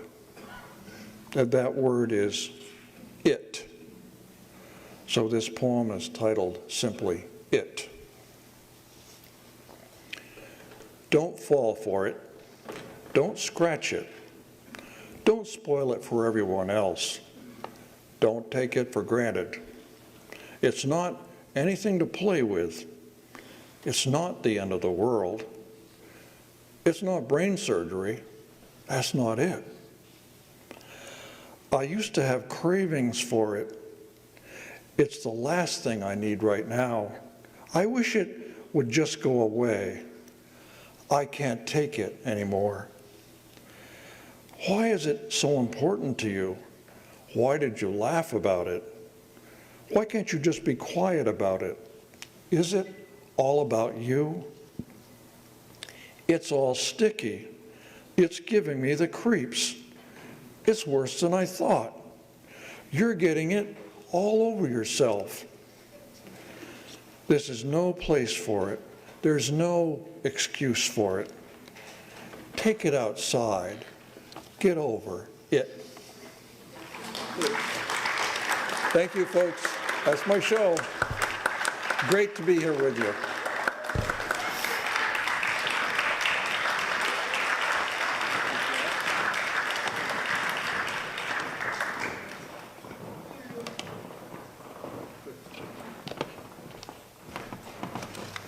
Hello, everyone. Thanks for coming to our event today. I really appreciate you guys showing up. I'm Brian, also known as DJ Lard. I produce 2 shows for the Huskow Radio. I do Cell Block Rock, which is played during the day, randomly, and I do Amp Air, a little bit of a harder rock show, played randomly after 9 o'clock at night. Also, every week from 9 to 10 on Thursday nights, you can hear a sampling of both shows, usually featuring my latest sets that I do. And now, I'm no poet, so I ain't got no poetry to read for you today, but I'd like to use this time to tell you how I got involved with WXNZ. The story begins way back in 1985, when I left my home in Rhode Island to attend Unity College here in Maine. Among the people I met and befriended quickly are 2 people that are still a very big part of my life. First and foremost is my wife of 36 years, Denise, and the second is WXNZ's own Andy Wendell. We had a great time for a couple of years, but Denise and I ended up leaving Unity to move back to Rhode Island, and in the process, I lost touch with Andy completely. It wasn't until Denise and I moved back to Maine to start a family in 1996 that I reconnect with Andy through a chance encounter right here in Skowhegan. One day, Andy walked into Colebrook Saab and bumped into none other than my wife, Denise, who had just gotten a job there when we relocated to Maine. What's the odds, right? After, I think it was 9 years in between. Soon after that, I set up a meeting with Andy, which just happened to be, again, here in Skowhegan at the old WTOS studios and the River Studios, where Andy's wife, Annie, was working at the time. While they were showing me around, I expressed my desire to do something similar and get out of my construction job and get into radio, possibly. So Andy mentioned that he and Annie also volunteered at the Colby College radio station, and every summer they looked for new DJs to fill in when the students were gone, with no experience necessary. So I jumped on it and applied and got my very own radio show. I liked it so much that I did a weekly primetime show at MHB for 12 years, mostly on Friday nights immediately following Annie and Andy's show. It was a dream come true.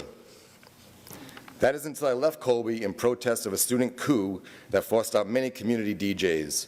After that, I again only saw Andy occasionally, but he always told me that one day, he and Annie and Tim Tron and others were going to set up their own radio station, and he would let me know when that happened. Well, true to his word, Andy called me up in 2015, 30 years after our first meeting, and asked me if I'd be interested in DJing again at the new station that he and Annie and Tim Tron and others had actually built and started. I was thrilled, and I began doing sets from my home before the recording studio was even up and running.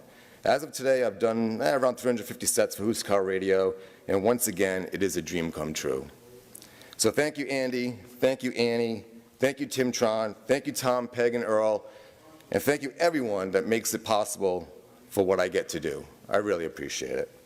Now, without any further ado,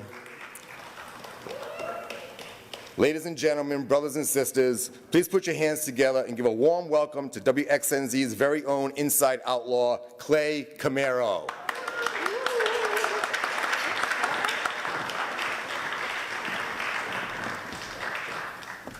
Hey, everyone. Well, should I go over here? Yes, that's it. All right.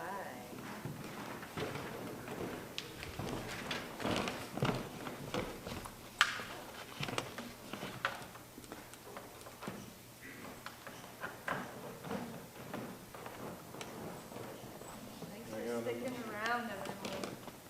It means a lot to all of us here to see your faces and have you come to an event. Many of us haven't been out and about in a while, and it's so nice that poetry and music so far has just been like a soothing balm. And I spend a lot of time alone and forget what it's like, forget that other people are going through similar ebbs and flows and emotional roller coasters and are making beautiful things out of those experiences and sharing them with the community. And I don't know what I'd do without XNZ, the friends I've met through the radio station, feeling like I have a voice and that my voice matters. And on top of that, getting to compile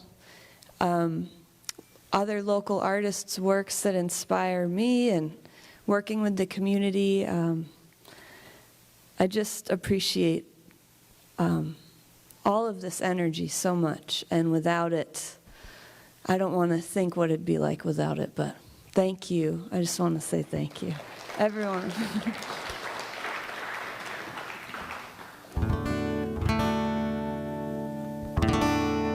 The song is called Blinding Light, and it's pretty new, within the last month and a half.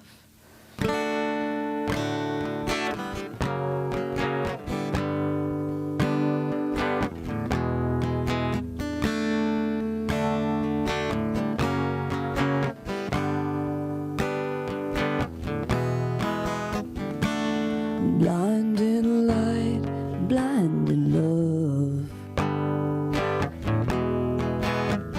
Some nameless spirit drew me to you. Your reflection is a shadow, cold and blue. You protect me, and you've got the power to ruin me.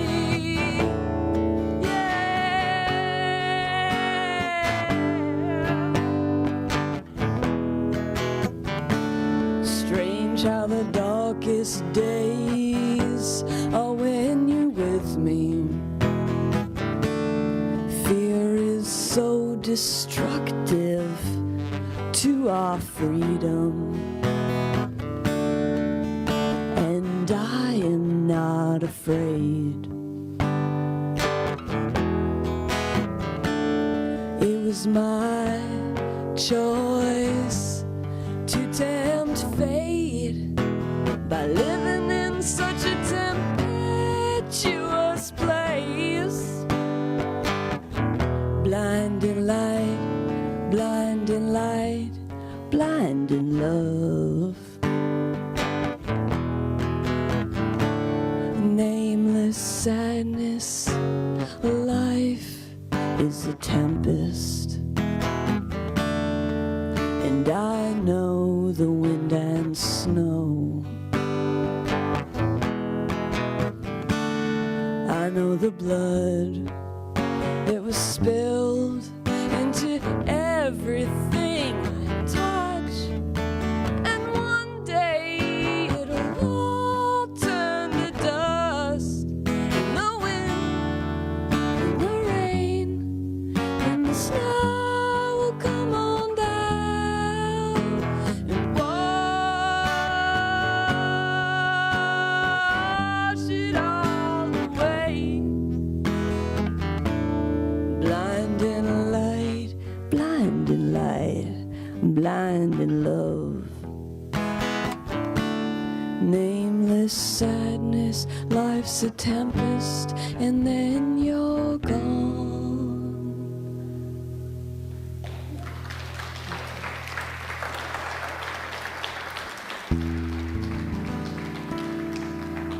I'm gonna do a wacky tuning that maybe all of you are familiar with, but my friend came over one day, Kate, and she tuned my guitar this way, and Joni Mitchell tuned it that way, not for her, but in this way, Dad Fad, D-A-D, F sharp A-D. I've learned all music by ear, so I don't know the names of notes really, but this is what I'm gonna do by ear. I'm not even gonna use this tuner. I only have 5 minutes left to play. Here we go. 1, 2, 3. Just kidding. Relax.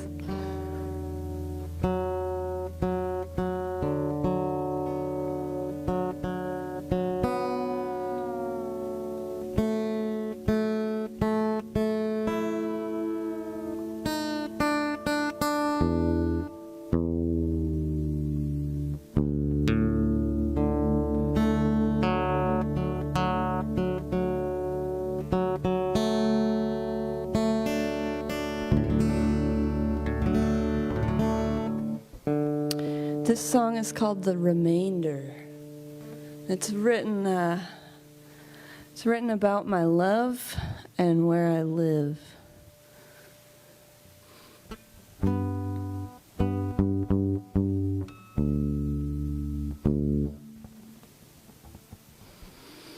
Red is the color of the sky, like hellfire. This orange and eerie twilight.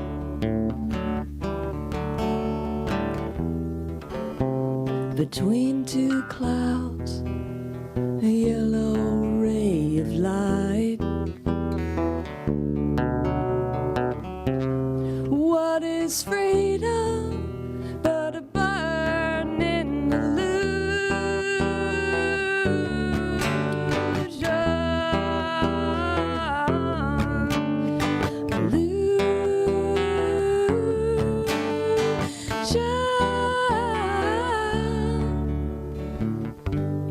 This green world never sleeps. It's blue where you're hiding from me.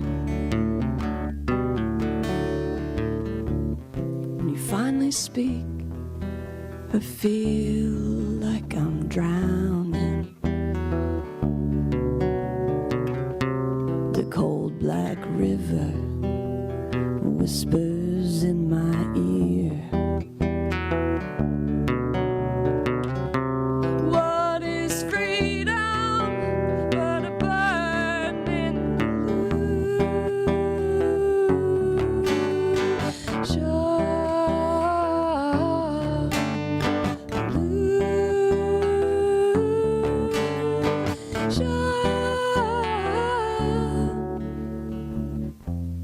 This purple flower only blooms for you. In the rich brown earth, slipping from its roots, the cold black river whispers in my ear. What is freedom but a burning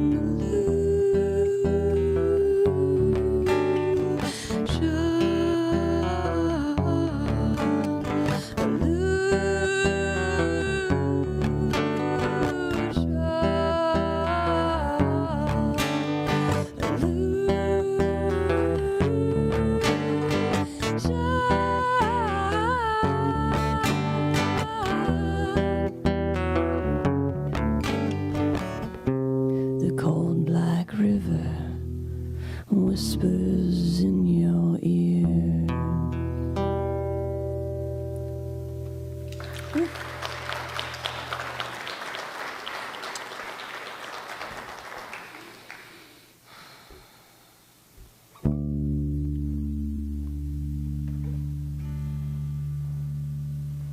Let's go up. Let's go high.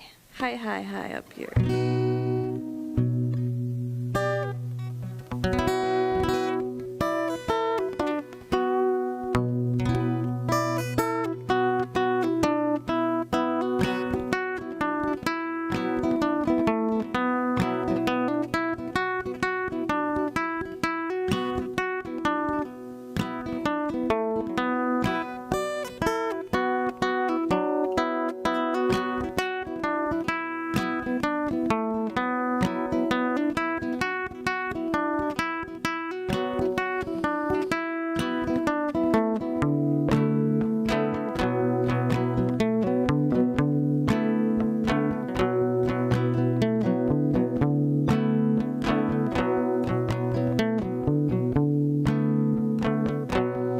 There's terror in the city tonight. They're broken and besieged with disbelief. Aren't you lucky to be free? What's it like serving time on the other side? Are you having the time of your afterlife? I stay up wondering all night, all night. Am I lucky I'm so empty? I can't cry. Hear you laughing from the other side. I hear you laughing from the other side.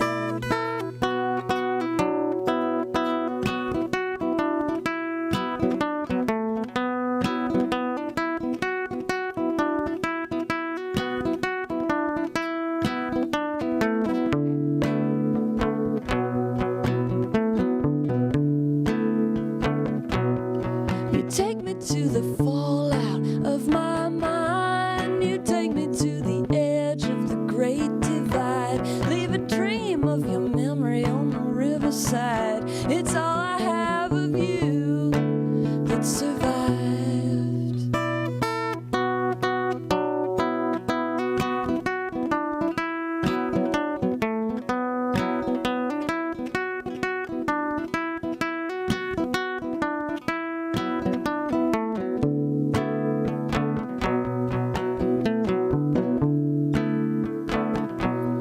There's terror in the country tonight.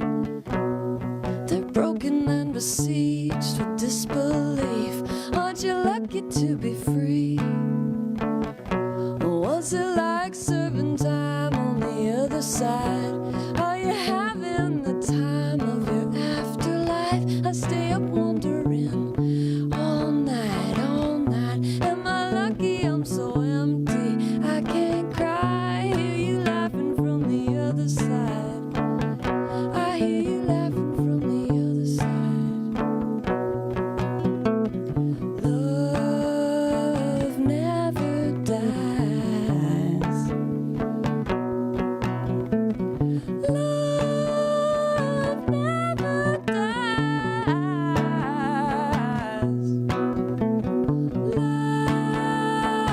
never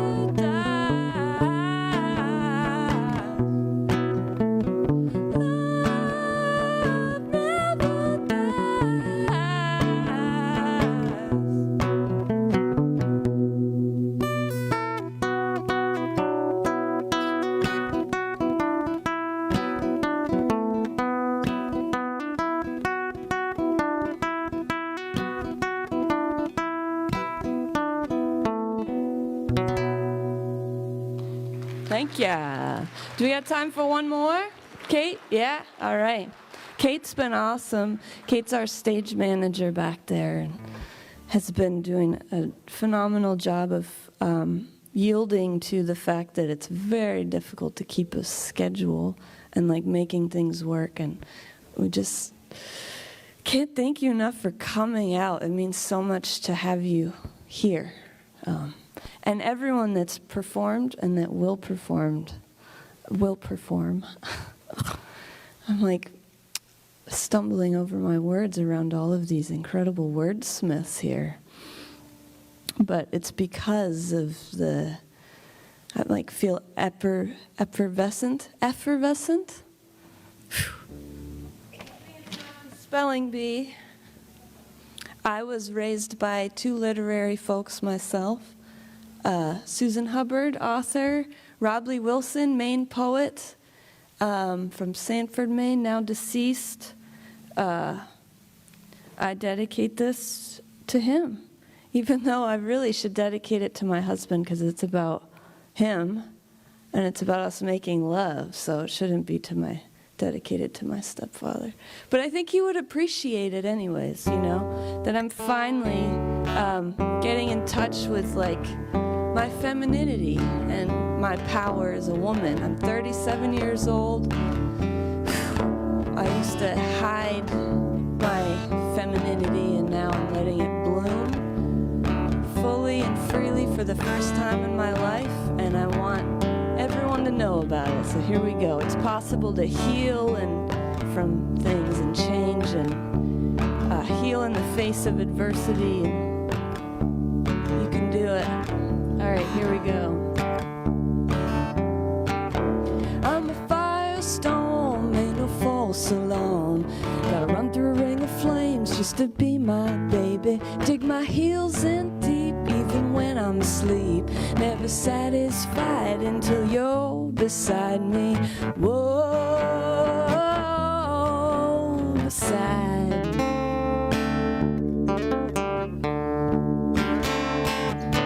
Call me CC Rider.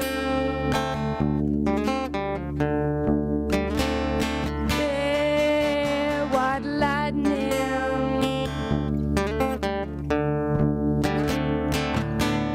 I'm gonna ride it, ride it, ride it all night long.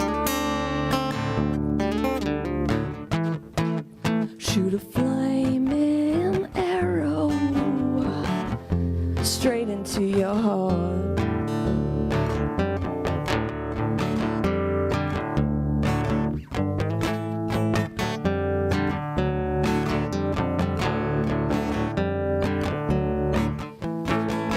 Lay you down in my nest of cherry blossoms. Kiss your pain away as you call my name. You're like the man who left home riding on a tiger. When he came back, he was inside her, and the tiger had a big old smile on her face.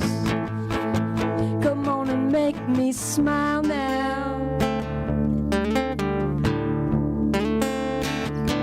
Call me CC Rider.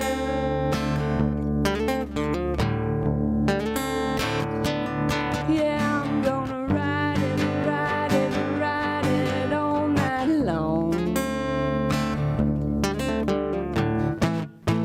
Shoot a flaming arrow straight into your heart.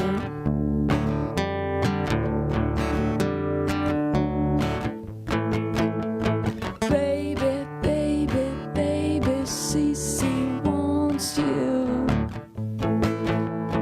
Baby, baby, baby, CC wants you. I'm like the man left home riding on a tiger. When he came home, he was inside her, and the tiger had a big old smile on her face. Come on and make me smile. Thank you. All right. So without any more further ado, you probably shouldn't leave unless you really have to take a pee, because this is the best, the cream of the crop right here, what we're about to experience.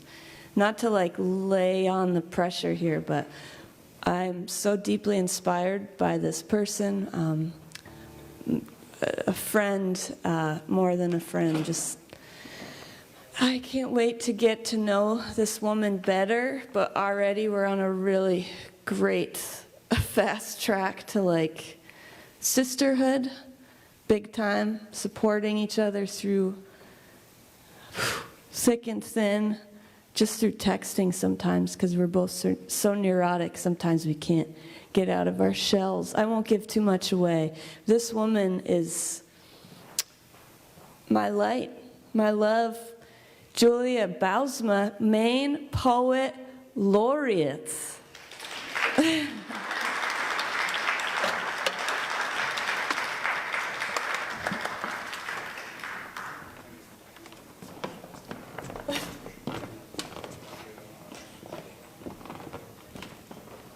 Hello. It's such a pleasure to be here. Oh, it's bright. It's very bright. It's nice to see you all. This is such a beautiful space. I'm so glad to be here and be part of this. And thank you, Clay.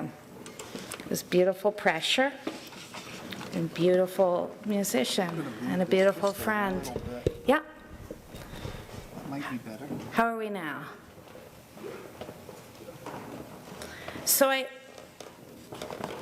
after Clay's beautiful song, it seems quite appropriate to open with a love poem, which I will. But this does have one of the 7 words in it, so I'm going to make a fast substitution. Land and body. Here, we have survived another year. Take this bounty, our love, the resistance we feel between our teeth as seeds crack and extend their pale finger selves into paper towel, then earth, buried alive so they may grow into green billowing we will eat as a new promise. Saute in garlic, olive oil, feed to one another, as if to say, there is no distance between taking and giving.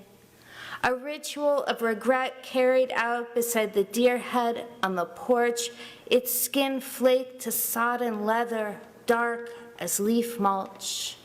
And my hands have traced the pale trifold stitching of skull, and I have been in mud today. I have cleaned up feces clotted through boxes of frozen chicken, leg after leg split and stacked like cordwood into the box, splintered bone, flesh skinned pink, a cold meat. And your hands have set the cinder blocks for a woodshed, have split the kindling, have dug the grave for the dog who lies rotting against ledge rock 4 feet down in a frost heap, waiting until the irises spread up over his brindled, poisoned bloom, his cancer-chewed paw, his canine shining white as the moon that slips naked to run against our snow-spread lawn. As we stand in front of the door, your arms folding me into you until I feel it.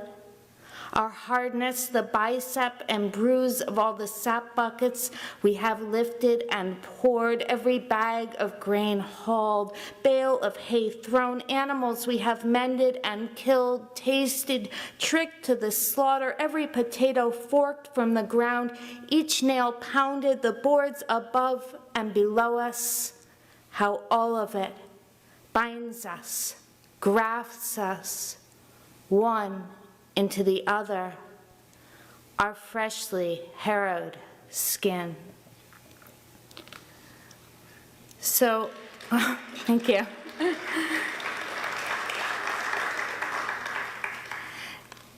So when Wes was talking about the GPS, which was marvelous, I couldn't help but think I live in the middle of the woods, and we have put up many signs that say, turn around, your GPS is wrong. And people don't believe them, right? They just keep going because the GPS is always right, her beautiful voice. And then we have to pull them out of our road with a tractor because our road comes alive in the spring. It's not really a road, it's a snowmobile trail. And it's a living, breathing creature this time of year. So this is a poem about this time of year. And it's also an elegy because this is such a beautiful time of year, but it's also this cathartic time of year. And it's a time when we acknowledge loss and begin again. Elegy as mud season. Already the animal is softening. When I say my road is alive, I mean mouths open up everywhere, spitting rocks, spitting bone, until one gives me a skull. I carry it up the path, set it on the kitchen table. The canines are missing and the lower jaw, but the eye holes are so unmistakably round. We say house cat Give it a name. This our season for naming loss, how it sifts off our skin, collects in soft mounds by the door, how it follows us everywhere, even into bed where it sloughs the space between us, grind hollow, parting our bodies in darkness, warm enough for a single yellow blade of grass to grow. And I want to, oh.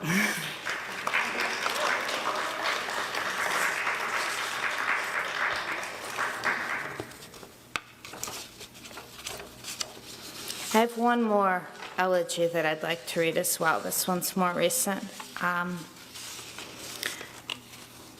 This is called Elegy for My Grandmother in the Form of a Cactus. The way each linked lobe of your cactus swallows all the green from the one before it, like a snake eating its own tail, then vomits it back into the mouth of the next green lobe, reminds me of that movie about the human centipede. How you would have been appalled to know such a film exists. Though you were no stranger to the macabre, you who used to warn me not to drink too much tea, or my stomach would swell red, you said, citing the story of that man with the shotgun wound in his abdomen, how he became a medical curiosity for the dark, deep hole in him through which the world could suddenly view the innermost sanctum of a human body, which was a long way you had of saying it matters what we put inside ourselves. I have put so many things inside myself I should not have. Smoke of all sorts, whiskey, sorrow, pennies, bottomless guilt, river stones, a crusty work glove pulled off with my teeth. I even licked a Burmese python once. I list the contraband of my body to myself as I eat nachos or frozen French fries off your blue dinner plates, counting the indulgences I imagine you would not have approved. And here I am now, inserting a gross horror movie reference into a poem about your absence. A poem I began writing only because I wanted you to know your cactus is blooming again, as it has for 4 years now. Fuchsia flames licking out from the maw of each final green. I don't know what to call it, not a leaf, but a section of stem pressed flat until, yes, it erupts into firework, a tongue or tail of brightness uncurling into this winter room. I wanted you to know it bloomed the night you died. It bloomed because I told it to, you in your hospital bed and me not there. And now I force it unconsciously each year, forget to water for months, then soak it with the thawed remains of yesterday's chicken pail. It's an Easter cactus, really. I wanted you to know. I looked it up on a diagram yesterday, the 3 shapes of lobe, but yours is willful, peculiar, blooms only in late January, blooms only for you, which is fitting, since we don't believe in resurrection, you or I. Just another flattened green segment each year, another stubborn explosion of beauty at the end of the long rope of our grief.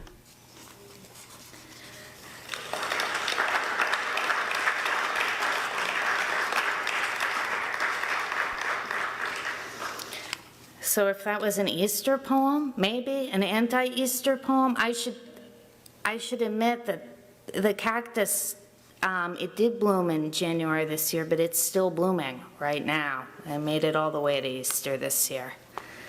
But if that is an Easter poem of sorts, then I want to read this poem also, which is a Passover poem. I have no answer but stones. Who will walk between me and the crying of the frogs.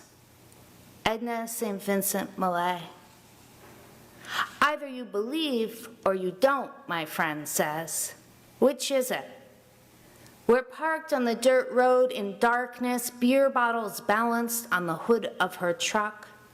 It's Passover, and I'm speaking in stories again, counting them out like drops of wine on a white serving plate. 1 for blood, 2 for frogs. In the bog below the hill, the peepers weave a net of their shrieking. They cinch the night's throat taut. How to say I believe most in the power of what I do not know. Secondly, in the power of that which I can hold in a closed fist. We collect stones from the road by headlamp. My friend likes purple ones best. This is how I learned to carry stories, to tuck them into my pocket, familiar weight chafing my thigh, what my ancestors must have carried shuffling toward exile. A story pressed onto a child's tongue is not the same as bread, but it will suffice for a time. Before me a woman bends under her bundle. From the bundle a thin string of rice keeps pouring over the street.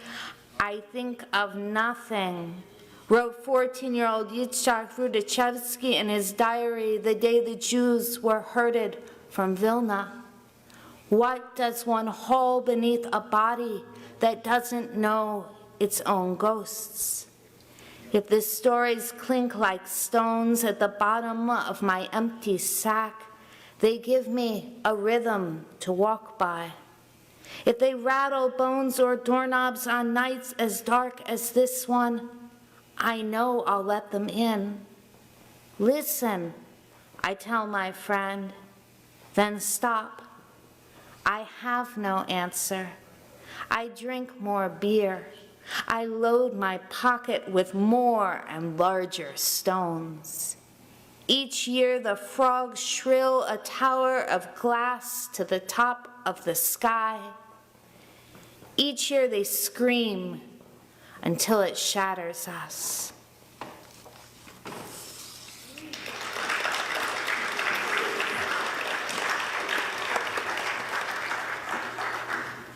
So I have 2 more. I want to read you this poem here because I think it's so much about why we're here today too.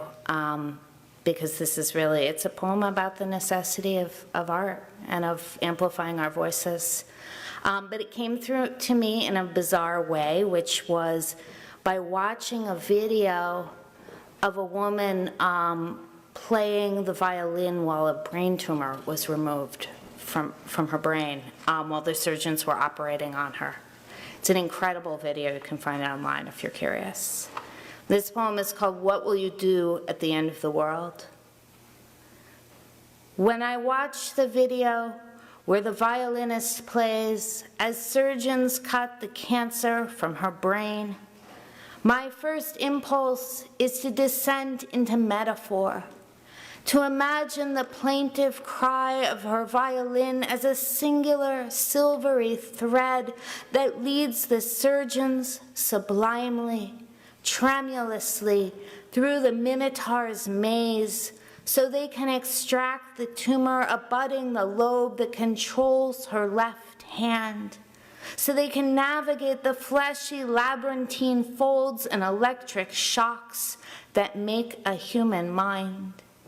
When I watch her bow graze the ventilator tube again and again, I want to recall the old story of Nero playing as Rome burned, which is supposed to be a story about callous cruelty and ineffectual leadership, but which fails to hold up under historic scrutiny for many reasons, including that the violin was not invented until the 11th century. And though Tacitus claimed Nero instead sang of the fall of Troy, this too cannot be proven. Still, the fable lends him more humanity than not. The notion that there was music inside him, a music so powerful it forced itself to escape his tyrant's mouth. If art is only pleasure, Nero's act is selfish, loathsome. But if art is survival, a violin siren might morph to beacon against the smoky air. I keep asking my poems what the world needs from me in these days of quickening dread, of blooming conflagration, what they want me to do. In the comments section below the hospital video, no one can agree on what they're seeing. Creepy, incredible, horrifying, beautiful. Afterward, the violinist recalls, I kept thinking, get out of my way. I need to play louder.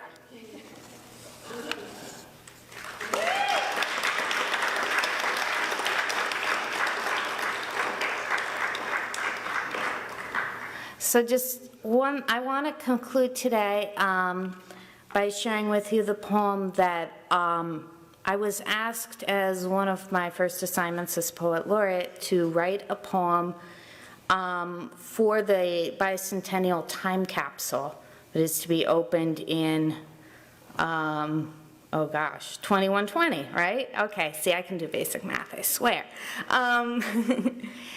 And so, with the mind of who would be opening it. So this poem is called To a Manor Living 100 Years From Now. The other day I stood beneath an ash tree as old as the time between my writing this letter and you reading it. Inside the green moment of the forest, I traced my finger across the ash's trunk. Grooved bark staggered like vertebrae. A deer bent back to listen, quiet flanks reddening the stillness before crouch became bolt, and it leapt into a lattice of blackberry cane and brush. Tell me, unknown friend, what has dissipated from our home and what remains? Does it still snow hard enough to swallow your footsteps in light? Do you drink sap each spring, boil your sorrow into new waft and gold? We lived here at the edge of the old rituals, lived there until we could not discern our hope from our fear. Wildfire smoke smeared a low brow of bruise, a language written in billowing keloids and contrails, vanishing welts of vapor. Are you still repeating our same old violences, or have you learned new ones? Can you wring a chicken's neck with your hands, twist and pull the throat in unison as my grandmother's grandmother did, and I do now? Or have you colonized Mars, erected skyscrapers of cosmic concrete? Scientists are at it now, discovering a building material of human tears, sweat, urine, blood. It hardens fast and cheap, stronger, they say, than anything we've ever known before. For you, I wish nothing but birdsong. I wish you a pond of peepers screaming spring thaw. And all those apple trees I planted, it's early autumn now. Their striated skins spreading blush into white flesh as they ripen.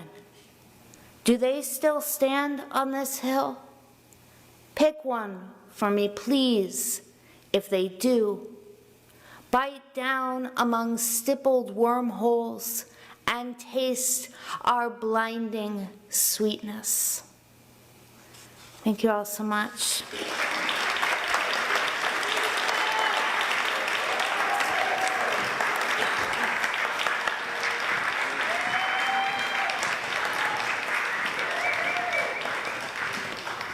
Okay, we're not going to let you go just yet. We wanted everybody to know that all the musicians were on the radio in the guest room, and that all the poets were on Poets Poetry Pantry, except Julia Bosma, that did a really great job. She was on an interview with Clay Camaro on her show. I personally, and on behalf of everyone here at the radio station and the Opera House, I want to thank you folks for coming here, and give yourselves a hand of applause. Yeah. We thank you for coming out. You know, it wasn't very sunny outside, but it was really sunny in here. Huh? I want to thank again the musicians, Annie, Andy, Cheryl, Barbara, Brian Richmond, Annie Clark, who am I forgetting? Clay Camaro, of course, okay? Everybody did a really good job. And the poets, Julia Bosma, of course, who was just here, the poet laureate, also Wes Mcnair, Kaylin Black, also an actress up at the Lakewood Theater, and the one more there was. Andy? Andy Wendell, how could I forget him? He says such nice things about him. Okay, and what? The Cosmic Cowboy Poet. All right. He's up there high, up there in the place up there.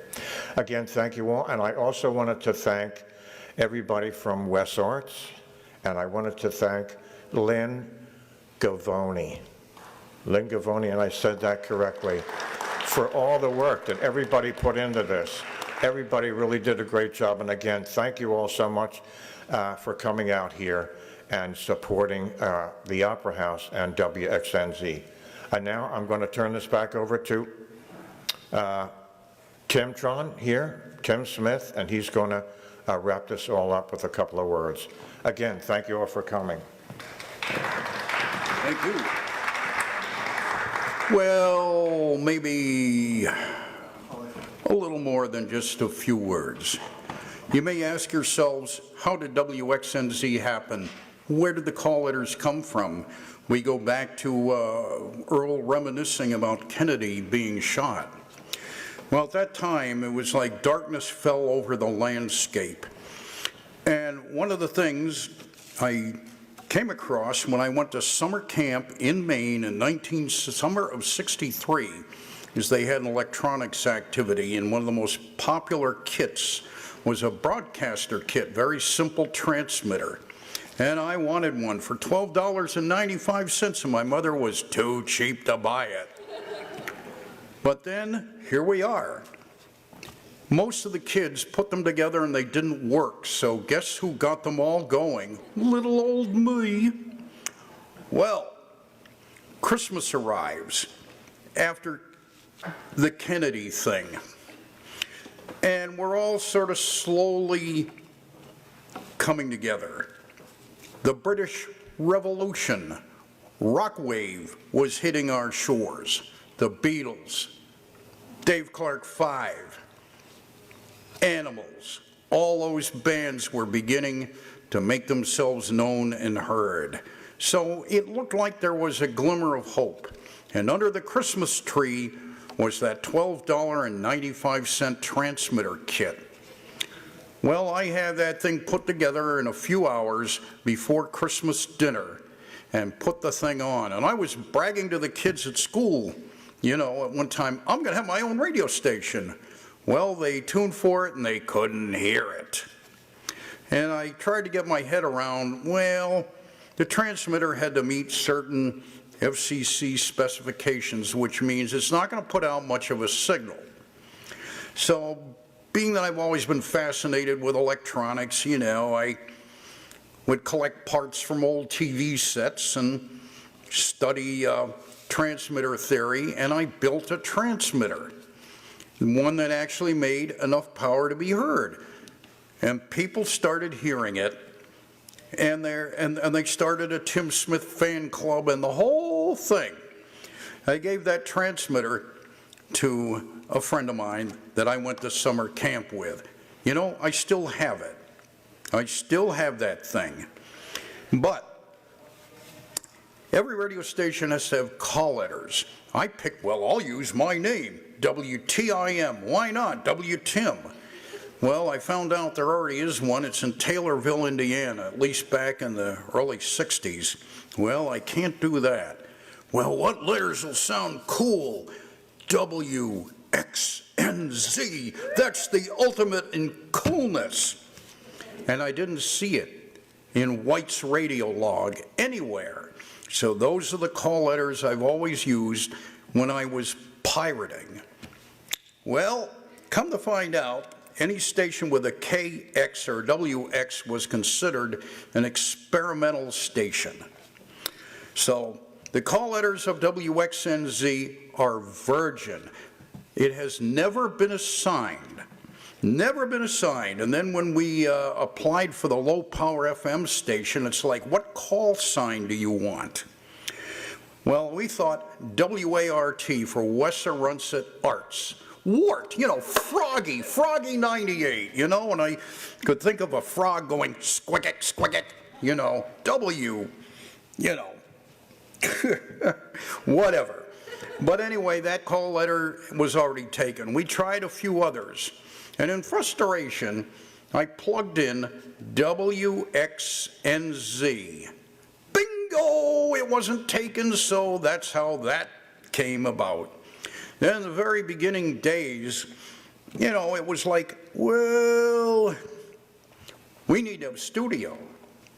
Well, we didn't have any studio, and thanks to Amber Lamke and the grist mill, we have a studio facility. But the station had to go on the air long before that happened because the construction permit was only good for a year and a half, and time was running out.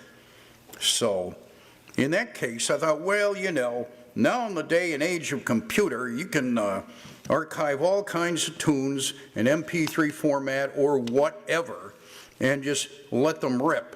And then I got to thinking, you know, why have a jukebox? There's a lot of low power FMs that's what they do. They just put a whole bunch of tunes together, and there might be just a couple of people involved, and they just press the button and let it go.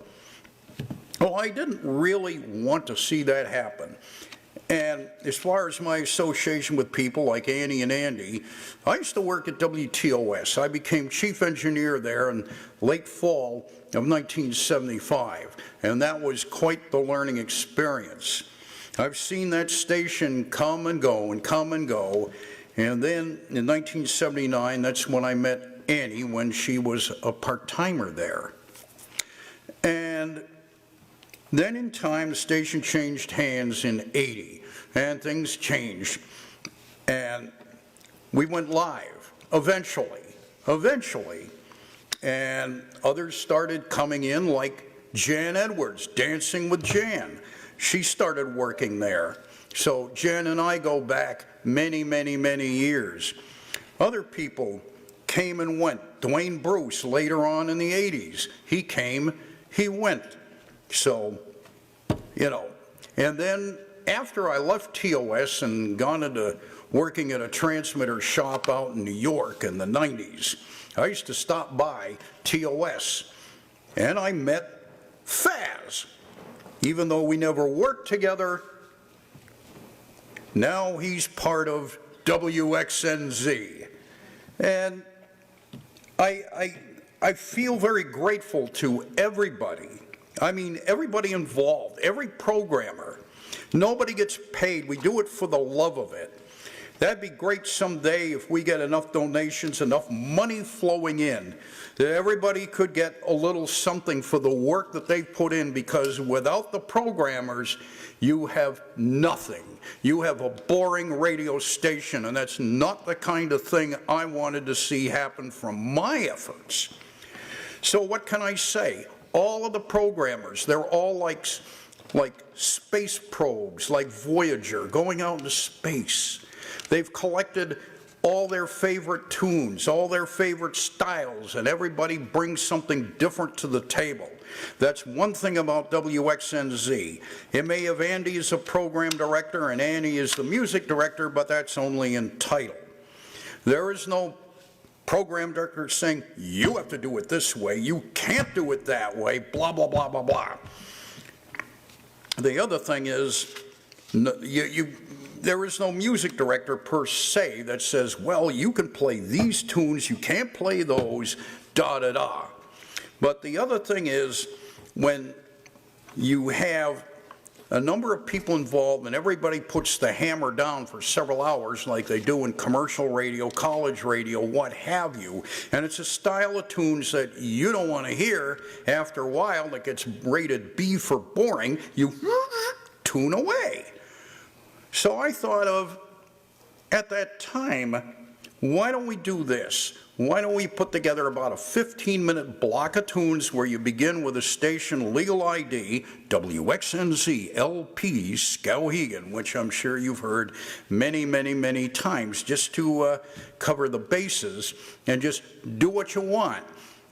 And the whole thing, I figured for testing, just to get the thing on the air, so Annie and Andy rose to the occasion as well.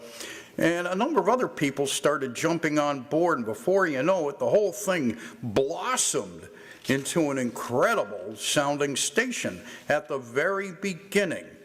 So I came up with what I call a modular programming concept. So everybody has their 15 minutes of fame, not to mention some of us who do 1 hour, even 2 hour shows, and all the special programs that we have.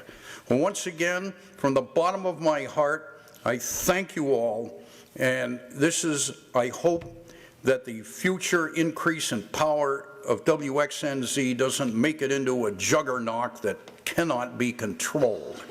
Ha! Out of control. So on that note, thank you again, unless anybody else. Yes. Several people we forgot to thank. Channel 11.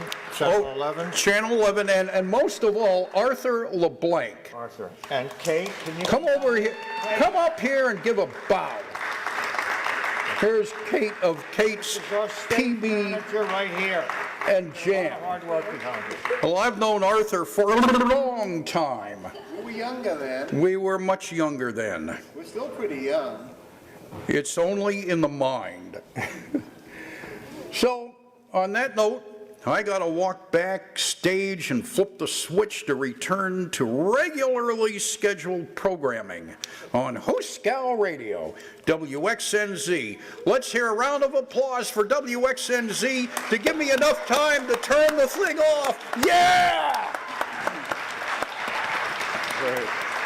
Thank you, Tim Tron, and thank you, everybody, for coming and supporting your local community, nonprofit, low power, and Tom Hamilton. Thank you, Tom Hamilton, for continuing to steer the ship. And thank you for the Skowhegan Opera House. It's been a pleasure to work here, and perhaps we will do this again. And we'll be less worried about COVID and be able to pack it a little bit more and enjoy it a little bit, even much more. But anyway, so thank you all for coming.